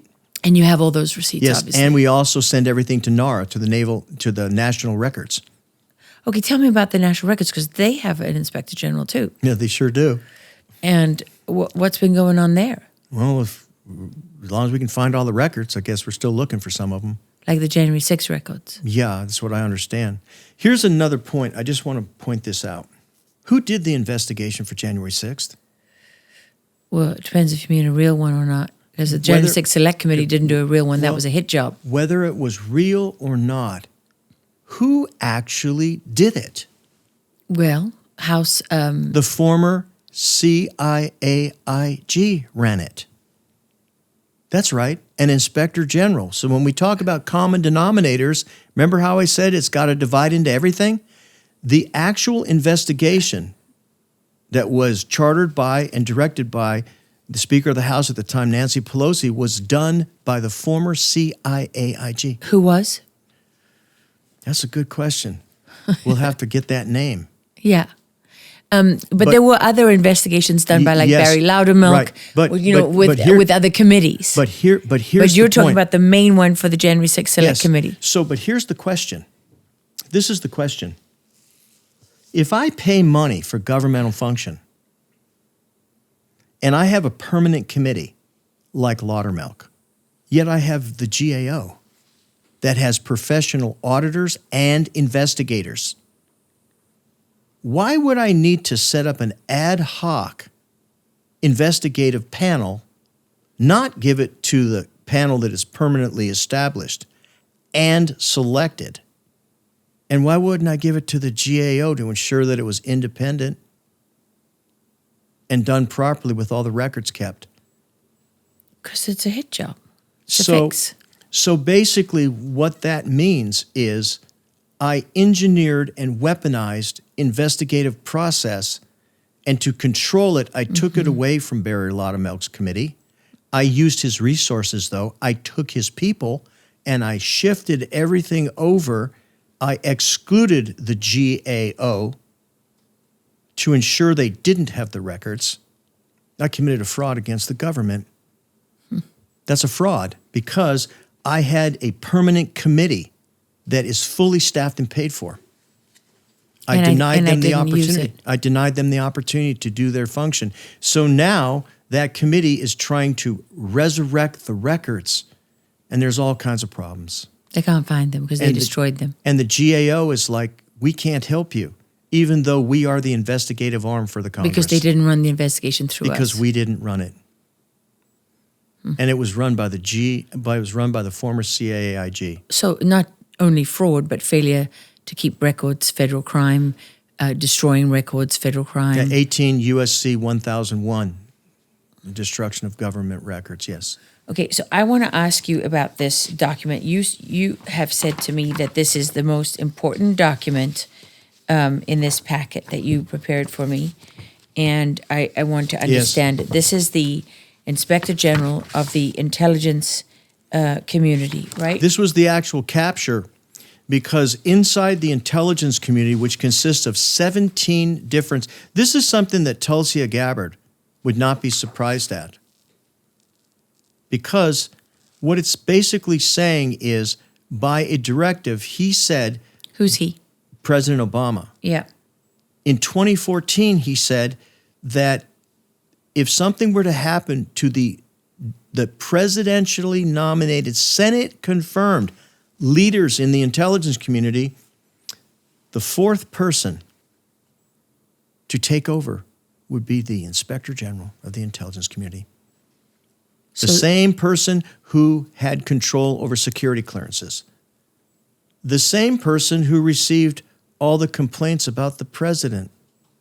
Would take over. Okay, so what you're talking about, just to be clear here, is ascendancy, right? Yes. There's for every agency in government, yes, there is the president can select the chain of people that will take over. And has to publish it in the Federal Register, yes. So so God forbid if there was ever an issue or a concern. Right. And there's good reason for this, just so you know. There's a legitimate reason for this. You watch the TV show? I can't think, what's the name of that TV show? House of Cards? Designated Survivor. So every time they have a function in which they will bring all the leaders together, there's always going to be one that's not there. I see. He's the designated survivor. I see. When the president flies on his plane or goes to someplace, guess who's not with him? The designated survivor? The vice president. Yeah. And they like each other, of course, and they're good friends and all that. But they can't travel together because if something happens to the president, exactly, he has to step up. Yes. And so this exists, this line of succession, yes, which you call ascendancy, right? Yes, it's the same. It is a line. It's a legitimate legal passing of authority. And that exists for every agency. Absolutely. And so what you're saying is that President Obama, and I'm looking here, 10th of October 2012, Obama signs Presidential Policy Directive 19, protecting whistleblowers with access to classified information, right? So this is designed to protect the intelligence community employees reporting fraud, waste, abuse from agency reprisal. Then in 3rd of July 2013, Intelligence Community External Review Panel procedures pursuant to Presidential Policy Directive 19, which is basically where the DNI, the Director of National Intelligence, IG, Charles McCullough III, assumes authority over 3 members of the Intelligence Community Whistleblower Reprisal Review Panel for all federal employees with access to classified information. That's all employees, not just in the intelligence community, though. So he gives the Inspector General full power of the Director of National Intelligence full power yes, over all whistleblowers yes, across the federal government. That's right. So if there's going to be an adjudication, right, like, hey, I think they took my clearance and it wasn't fair, right? That's adjudicated by the IGs. So it's for reprisals against whistleblowers. Well, they check to make sure the process was done properly. I see. And then the 20th of September 2013, that was the presidential memorandum on the order of succession. Yes. For the Director of National Intelligence. So Inspector General of the Intelligence Community becomes fourth in the line of succession to take over the national intelligence community. The entire community. Behind, so who's ahead of him? The National Counterintelligence Executive, the Director of the National Counterterrorism Center, the Deputy Director of National Intelligence for Intelligence Integration, and then the Inspector General. Yes. So if you get rid of the top 4 people running that agency, The entire government, yes. running the entire government, Yes, take a look at how many agencies that represents. All 17. That's 17 agencies. That's thousands of people. That's pretty convenient, isn't it? Especially if you control security clearance adjudication. Inspectors General of the Intelligence Community, U.S. Special Counsel, DOJ, PIN, FBI, OIC, Director, Office of Government Ethics, and all Inspectors General in the Intelligence Community share exclusive membership in the Council of the Inspectors General on Integrity and Efficiency, oversighted within SIGI by the SIGI's Internal Integrity Committee. That's it. It's unbelievable. Only when you don't see it. How do you see it? I mean, it's hard to see. No, remember this. It's only a secret until it's not a secret. Surely there must be something wrong. Surely 2.3 million federal workers can't all be doing it wrong. I mean, maybe there's a lot. Maybe there's a lot that aren't doing a good job, but I'm pretty confident, since I've met a lot of them, they're hard-working, good Americans, and they work hard, and they do the best job they can to be good stewards of the Americans' treasure. They're not all bad. They're not all bad, and you know that because there's a good 751 of them who've stood up over the last There's more decade. than that, but there's more than that. And they have stood up and tried to do the right thing, Yes. and they've been punished. And they had no choice because as a condition of their employment, they were required to report wrongdoing. Now, this is another point, and you want to know why they're concerned, especially with our case? Yeah. Here's why they're concerned. This is the largest civil rights violation in the history of the United States. Because these civil rights violations are being committed by the government against its own people. And second, And the civil right you're talking about, that right in particular, is petition to redress. yes, For redress of grievances. yes, by simply petitioning their government for a redress of grievance, which federal workers have no choice but to do as a condition of their employment. And their oath. They took an oath of office. So So- when you talk subversion, Yeah. if I do anything to compel you to not fulfill your statutory duty, that's called subversion. Which falls under treason and You sedition. bet. There's no doubt. And In the law. I'm yeah, talking about yes, yes. And guess when we first started reporting that to the federal government? 2018. 2018. And we told them that this is subversion of governmental function. Wow. The governmental function, good elections, good inventories, good investigations, good audits, good oversight plans to conduct oversight when you do combat operations, etc., overseas. All of these are governmental functions. So if I wish to bring down your government, I will subvert governmental function. Until we talked, I didn't understand just how much influence the inspector generals have across the government. Because if you think about the big issues that have come up over the last decade, Fast and Furious, Fast and Furious. no problem. How Because about, that's the inspector general of DOJ. you bet. So that goes away. The That was- IRS. Guess who that was? The- That was Glenn Fine. The IRS targeting conservative groups. Right. That goes away. IG took care of that too. That dies with the inspector general of the IRS. Right. Who was? I don't know if you remember. I could find it out for you. And then you have Ukraine impeachment trial, inspector generals of Congress, Yes. and A former FBI director who does an investigation and then comes back and says, I can't remember anything. Go talk to Strzok. I just can't quite remember what happened. and then Russia collusion, Russia collusion. and that goes to the special counsel And he's got dementia by the time he has to be accountable Yes, for anything. yes. How about this? Here's one for you. We had a whistleblower who said, how on earth could a United States attorney that had been nominated by the President of the United States, confirmed by the United States Senate, 51-50, Yeah. and be found to have perjured herself? The investigation done by the Office of Special Counsel and the Inspector General of the DOJ, and she walked out the door, no charges. They just fired her. No, she said, I resign. And she wrote a letter to President Biden, said, I quit. I quit. And then the next day, the results of the investigations rolled out. But the Inspector General of the DOJ and the Special Counsel at the Office of Special Counsel, because they did 2 investigations. Oh, they both read out on the exact same day, by the way. Magic. They just both came out. Did not prefer charges against a United States attorney who perjured herself during the investigations. But, Which anybody else would have been charged with right. lying to but the here's to something the that FBI. you're gonna. But here's something that this is something we found out.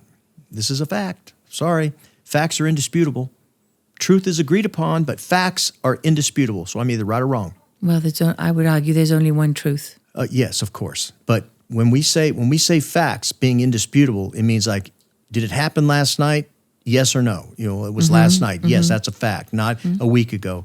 There is an actual in the statutory. Now remember, this is not from Congress. This is administrative law, not congressional law. There's a difference. And it says, if you are told by the Inspector General of the Department of Justice to come and see him, anything you say during the interview cannot be used for criminal prosecution. Let me say that again. If the IG at the DOJ says, I want you to come and see me, and you're in the DOJ or the FBI or any of the other sub-agencies, right? And I want you to talk to you, I am going to indemnify you for criminal prosecution. So I guess I would want to know if any of the people from the FBI talked to the DOJ IG. I'd want to know if anybody from the DOJ talked to the IG and got a corporate get out of jail card. How can we find that out? I guess we'd have to talk to the Attorney General and ask her. But maybe we'll have to go to the Supreme Court because, quite frankly, it appears right now that nobody wants to investigate anything. The Council of Inspector Generals for Integrity and Efficiency, SIGI, they have an annual gathering in D.C., right? Oh, yes, absolutely. It's like their annual gala. Well, what they do is they have an annual awards ceremony, and it involves all the, every IGs and their staff, from every, agency, board, bureau, and commission. Yes, every year. So did I read correctly, does my memory serve me correctly, that their guest speaker at one of these was Anthony Fauci? No, he was the guest of honor. He's the guest of honor. Yes. What does that signify to you? That he gets a get out of jail card and nobody touches him. Is that the message they're sending to all the other Absolutely. inspector generals? 100%. So no one will investigate Fauci. Well, I mean, the NIH IG is not going to do it, are they? That's correct. And they're going to stop any internal investigations. The NIH IG is the one that nominated him. To be the guest of honor. Yes. Wow. It's it just We gives call them this- we such call a this- broad yeah. swath of power. This is called HPS, Which is what? hidden in plain sight. I'm going to tell you what I'm going to do. I'm going to do it, and then you're going to figure out what I did. I'm going to tell you what I'm doing. I'm creating an alternative governance construct. I'm going to transform the nation. This is the alternative government. Yes. Because they do whatever they want. They're not answerable to anyone. I mean, you said they have congressional oversight, though. I would argue very limited, because the congressional oversight doesn't determine what they can and can't investigate. They do that. They do. Now, if you were to talk to an inspector general or you were to talk to a federal judge, you know what the difference between a federal judge and an IG is? What? Nobody tells an IG what to do. But if you're not a Supreme Court justice, your work can be oversighted. Well, that would be nice to see. So an IG gets no oversight. They can just decide not to do it. It can be so egregious, so obvious that it needs investigation, they can just say, I'm not going to do it. That's power. That's an extraordinary amount of power. That's alternative governance construct right there. So the reason that you've never seen anything come of any investigation is because you haven't looked at the common denominator. Which is the Inspector General. Yes. Because it is frustrating, one after another, they do these big investigations and they go nowhere. And they find nothing. And they find nothing. Or they bury the findings in these lengthy reports where they couch it all in this language that obscures the truth. And so they cover their butts by making sure that if something is, so egregious and so widely known and so easily proved, they have to sort of keep it in there. But they leave out everything. I mean, John Durham, special counsel. Yes, a good example. Great example, right? All those people who had so much hope.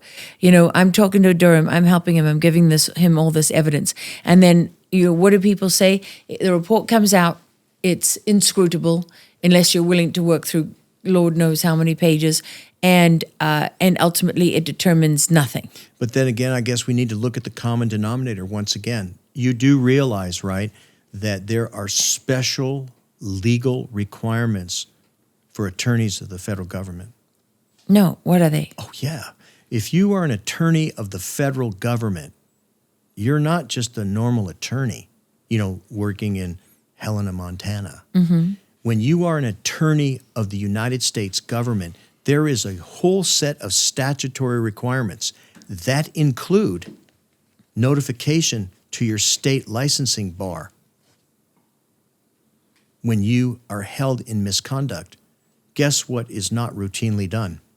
That. Yes. Now, I'm not a lawyer, never wanted to be a lawyer, but I'm pretty confident that that's not good for your career when the Attorney General of the United States says that you are dishonorable. Yeah. I think that might have a direct implication on the licensing board of the state in which you're from. Yeah. But obviously that's not a concern. Because the Inspector Generals are not making these people report it? The inspectors general do not demand that the agency within the DOJ follow through and make the reports. I see. So they just allow people who bad apples or have committed crimes to leave the agency and then continue to work. Like I said, we have a federal whistleblower that reported. I think her name was Rollins. I think it was. Yeah, she was from Boston, U.S. Attorney from Boston. She perjured herself during the investigation. Perjured herself. Everything. I mean, lied to the investigators, basically. Yes. Yeah, and then they we knew. looked at it and said, wait a minute. If she did that, was that covered by the IG piece that said that there will be no criminal prosecution? That seemed to work for several senior FBI people, didn't it? Mm-hmm. Amazing. These people just fold. But I think that, remember, it's called the Department of Justice for a reason, and we did a whole article on this. I just want people to know that there is, a lot of documentation available on the website. If they want to work their way through all 200 pages of evidence in this, there's a lot more than 200. In this case, where do they find that? We're going to give you everything. Okay, and if they look for it independently, can they find it in Pacer? It's going to be, I for think, those people who have access to the legal site Pacer. Right. But but remember on Pacer, they gagged our case. Even we weren't even allowed to use Pacer because it was sealed. Yeah, they told us. I mean, we're not even. We're not in the club. We're not lawyers. So they literally told us we couldn't even get access to that stuff. Yeah. I was heartbroken. I was like, I can't even go to the game. I can't play. They're like, no, you got to get a lawyer. And I was like, no, it does not say we have to have a lawyer, actually. What it says is that we have to competently be able to understand what the judge is saying. And we competently understand what we're saying. And if anybody doubts us, they just need to look at our filings. Because right now we have easily spent over $40 million. Wow. Where does that money come from? Us. But how did you have that? We're doing the legal work ourselves. I see. We're not relying on lawyers any more than we're relying on politicians. Well, how are you surviving? We're not. We're doing everything we can. And we knew when we signed up for this fight, this is what we said. We knew it. We sat down and we said, how can we make our lives miserable? And we said, let's try to fix corruption in the government. And a bunch of people said... And it worked. I got no complaints now. And back in 2016, it was nowhere near as bad as it is now. And now finally people are saying, you actually were saying these things in 2016 and 2017? Prove it. Show me. Show me. And I'm like, right there, look at him. Look at it. And then they look at it and they go, well, yeah, but... And I'm like, is there any other evidence anywhere else? Anybody else have documented criminal malfunction anywhere? No, but you guys shouldn't have it either. But we do. Mm-hmm. And it belongs to the federal government. And the federal government is refusing to do its duty. So we're kind of bound here. We have no choice now. We have no choice. We expect the president's will to be fulfilled.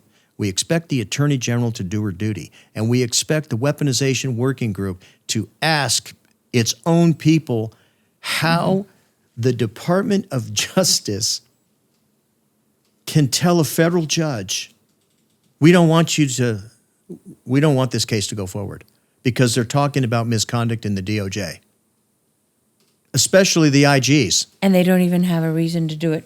Okay, so just, I know we've been at this a while, and it's a lot for people to digest, but one of the documents that you've put together is the Anatomy of State Capture and the Subversion of America, which details how all of this really goes back to 1913, Federal Reserve Act. Well, and other things, the creation of the IRS. Sure. I'm trying to think of a good way to say this. Courage is not lack of fear. No. Courage is subordination of fear. Or acting in the presence of fear. Yes. It doesn't mean we're not afraid. It just means that we understand what we're doing. We have no choice. See, this is it. We don't have a choice because I represent all of these people who have paid so much more than I have. If you think about it. Some of them have lost their lives. They've lost their families. Their children were humiliated, taken out of colleges. Their futures destroyed. And their crime is they simply did their duty. You're talking about the whistleblowers? Yes. This cannot be the condition of this nation. We cannot punish those people who do their duty.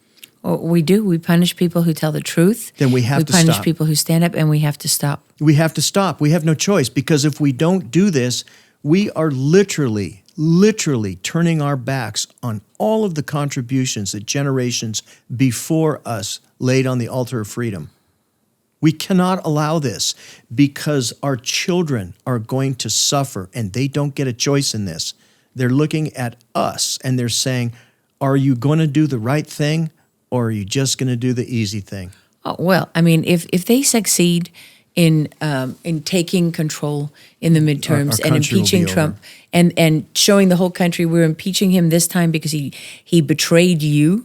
He betrayed his base. He betrayed his supporters. He didn't fulfill his oath. He committed federal crimes by not addressing these grievances and stopping this waste, fraud, abuse, corruption, and so on.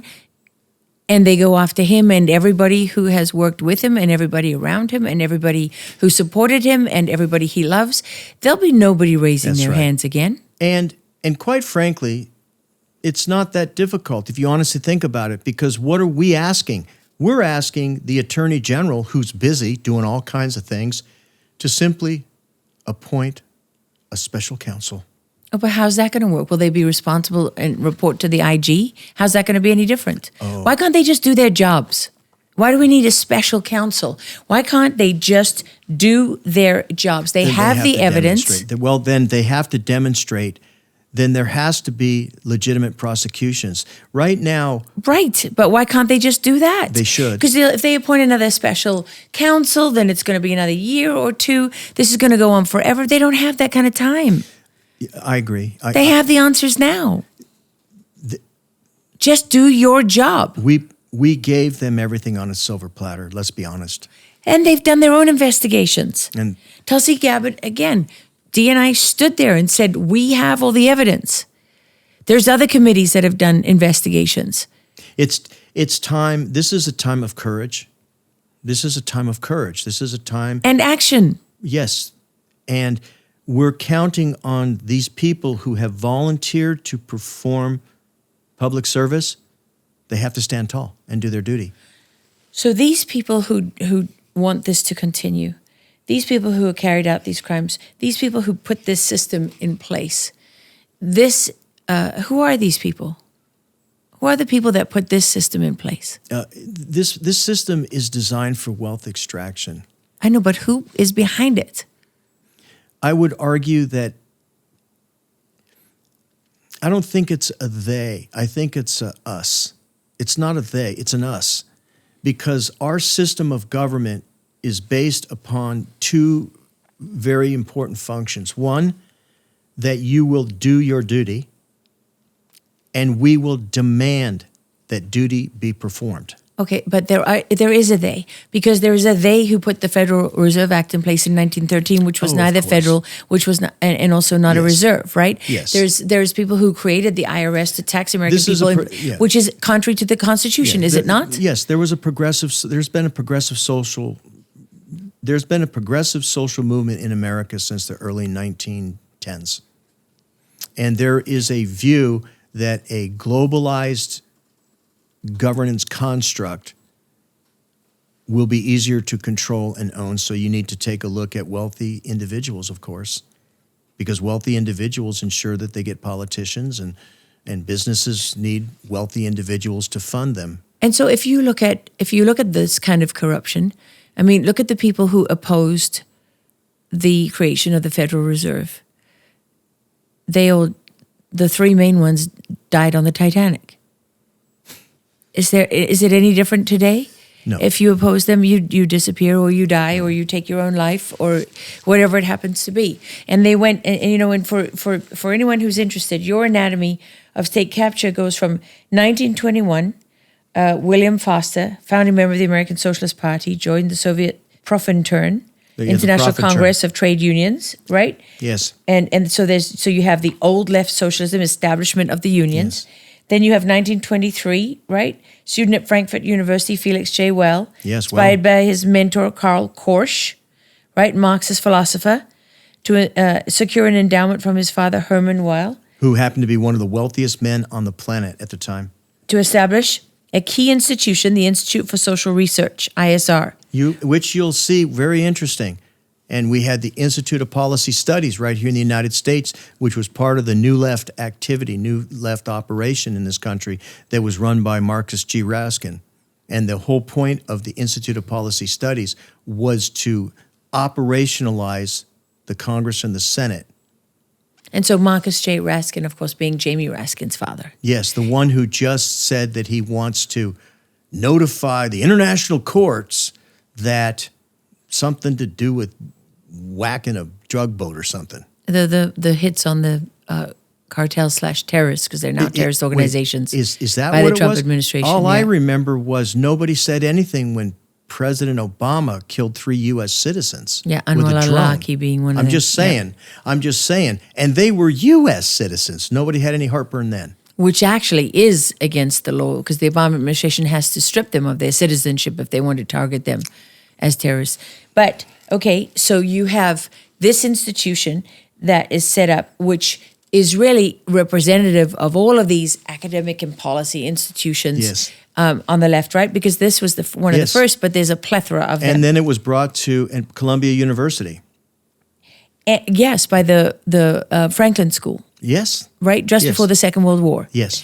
And amazingly, of course, that was really sort of the incubator of cultural Marxism. Yes. So As a 1933. matter of fact, if you take a look at that, social science came out of Columbia University. Same as, let's see, social studies. Yes. Mm-hmm. And so when we talk, that's why I said remember when I said economics? Yeah. We have to be careful. Social scientists have to be careful because when you start talking about encouraging effective behavior, norms, established behavior that is acceptable, how do I transform your behavior, the way you respond to a situation or stimulus?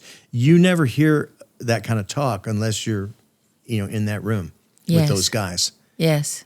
Because they're literally talking about engineering and training group behavior.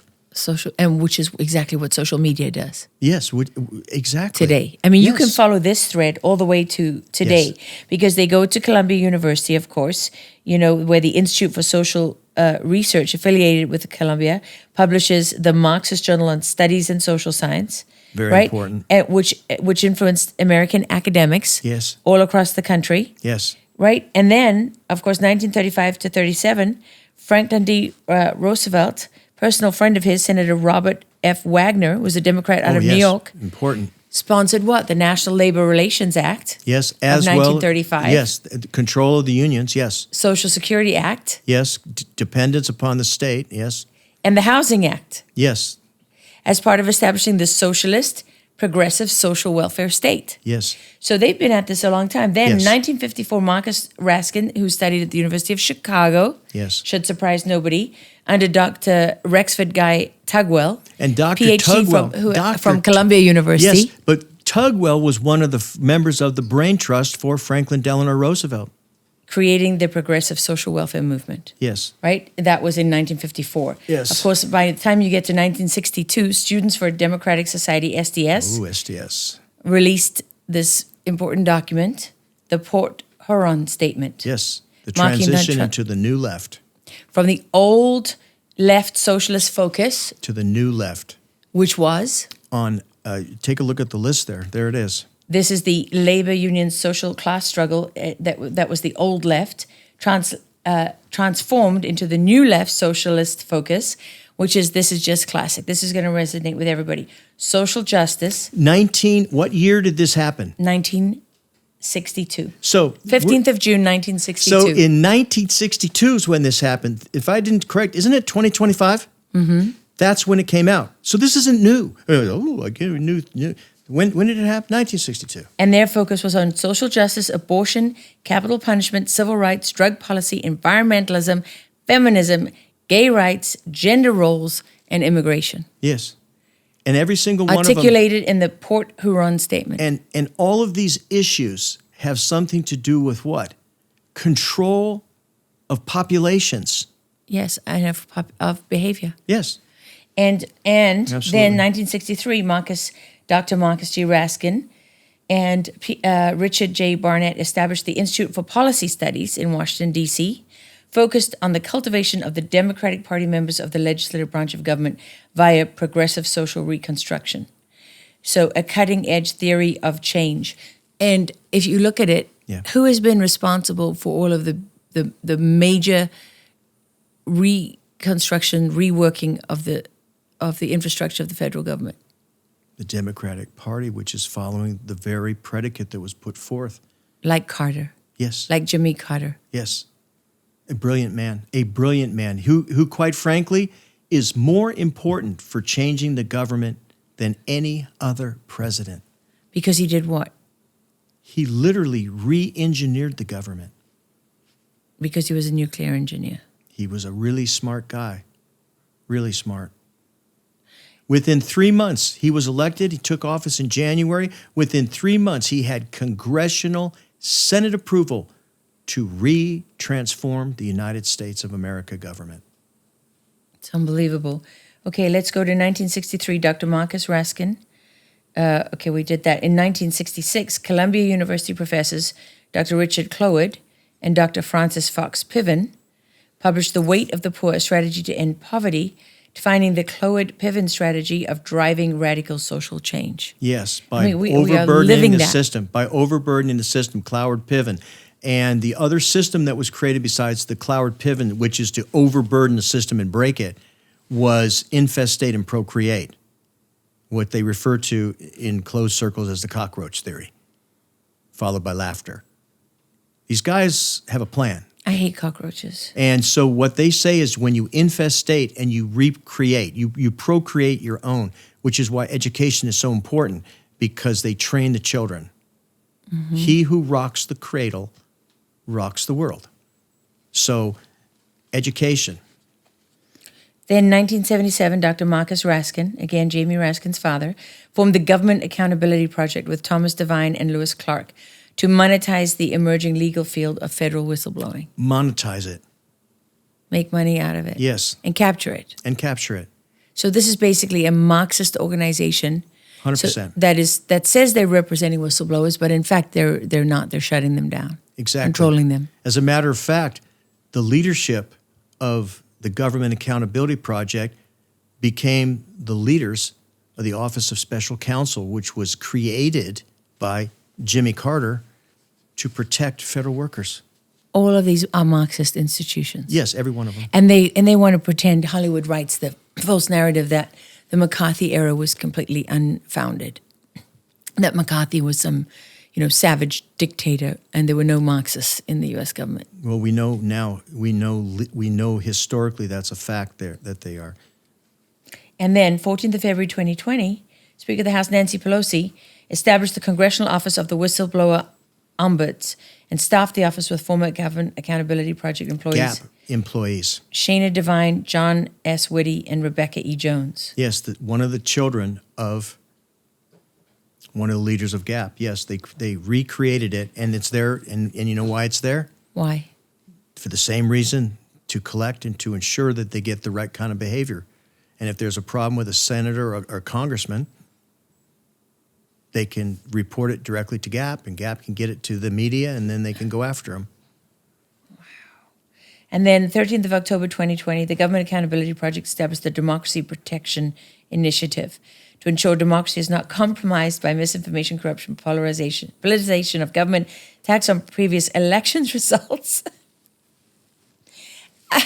attacks on previous election results that continue to threaten the foundations of our democracy. The thing about this is what it shows you is that when these people get into power, they immediately put in place structures that preserve their ability to continue to steal. Yeah, proof that there's a plan, because the plan was originally written when? In the early 1960s, of course. That is what they refer to this as the Long March. Across government institutions. Yes, it's a long march. It'll take a long time, but we will prevail. And that's where we are now. Yes. And they're about to take out the only person standing in their way. That's right. And the fact, how much does it worry you that we're almost a year in and this administration has not prosecuted anyone yet? It's an existential threat to American democracy as we know it. I mean, I'm assuming you do not sleep very well at night. It's not good for our children, and it certainly is it's a direct insult to every single American. So for people who hear all of this, who feel burdened by the weight of it, and who feel hopeless because of the scale of it, what do you say to them? The same thing that I say to myself. Which is? Stand up. Demand action. Every single congressman, every single senator needs to be told now. You need to invite the Attorney General of the United States over there, and you need to start the prosecutions. No more get out of jail free cards. And they need to listen to the people who understand this stuff. And to all of these people who are currently in the Trump administration, because there are many who are sincerely doing their jobs, who are trying very hard, who are getting blocked. Don't be afraid. You're not alone. Don't be afraid. Our president is there for a reason. He's going to lead us. I would anticipate that within this next week, the president's going to do something. What makes you so optimistic? Do you know something I don't know or we don't know? I just think that that's going to happen. Well, I mean, considering that you're sitting here saying the president is being set up, what would you say to him? Well, this isn't fair because I'm like a Marine. So unleash the dogs. This is his Lincoln-esque moment. This is the Lincoln-esque moment. This is the moment where the Supreme Court Justice Taney comes up there and lectures him on posse comitatus while the president is looking at the man that, quite frankly, was responsible for the Civil War and says, go home to your farm. I don't need you right now. We need to fix and heal the nation. And the healer of this nation is going to be the chief executive. He's going to heal the nation. He's the only one with the power. He's the only one that's demonstrated the commitment. And the courage. And the courage. So as far as I am concerned, courage, commitment, I'll follow him. Matter of fact, I'd be more than happy to do some of that nasty lifting. I have no problem doing the job. And I know lots of people who would be more than happy to say, you ride the horse, you wear the brand. And if you don't want to wear the brand, then you're gone. You will not take one more penny of government money. You will not take the public's treasure and not do the public's work. And I know that's radical. I know that that's really hard to accept, but there isn't one company in America that would accept this. Well, I would also say don't complain about the results of work you didn't do. Exactly. It sounds... I mean, that's for everybody out there. This is dramatic, I guess, and it's really emotional, I guess. But you know what? If it's worth doing, it's worth doing right. And it's hard work. And that's what the president signed up for. And he asked a team of people to help him. And they deserve the opportunity to succeed. You deserve it. I deserve it. Everyone deserves an opportunity to succeed. This is more than that, though, right? This is fighting for our survival. Of course. And if you're going to try to stop me, right? Just have the courtesy of coming and seeing me.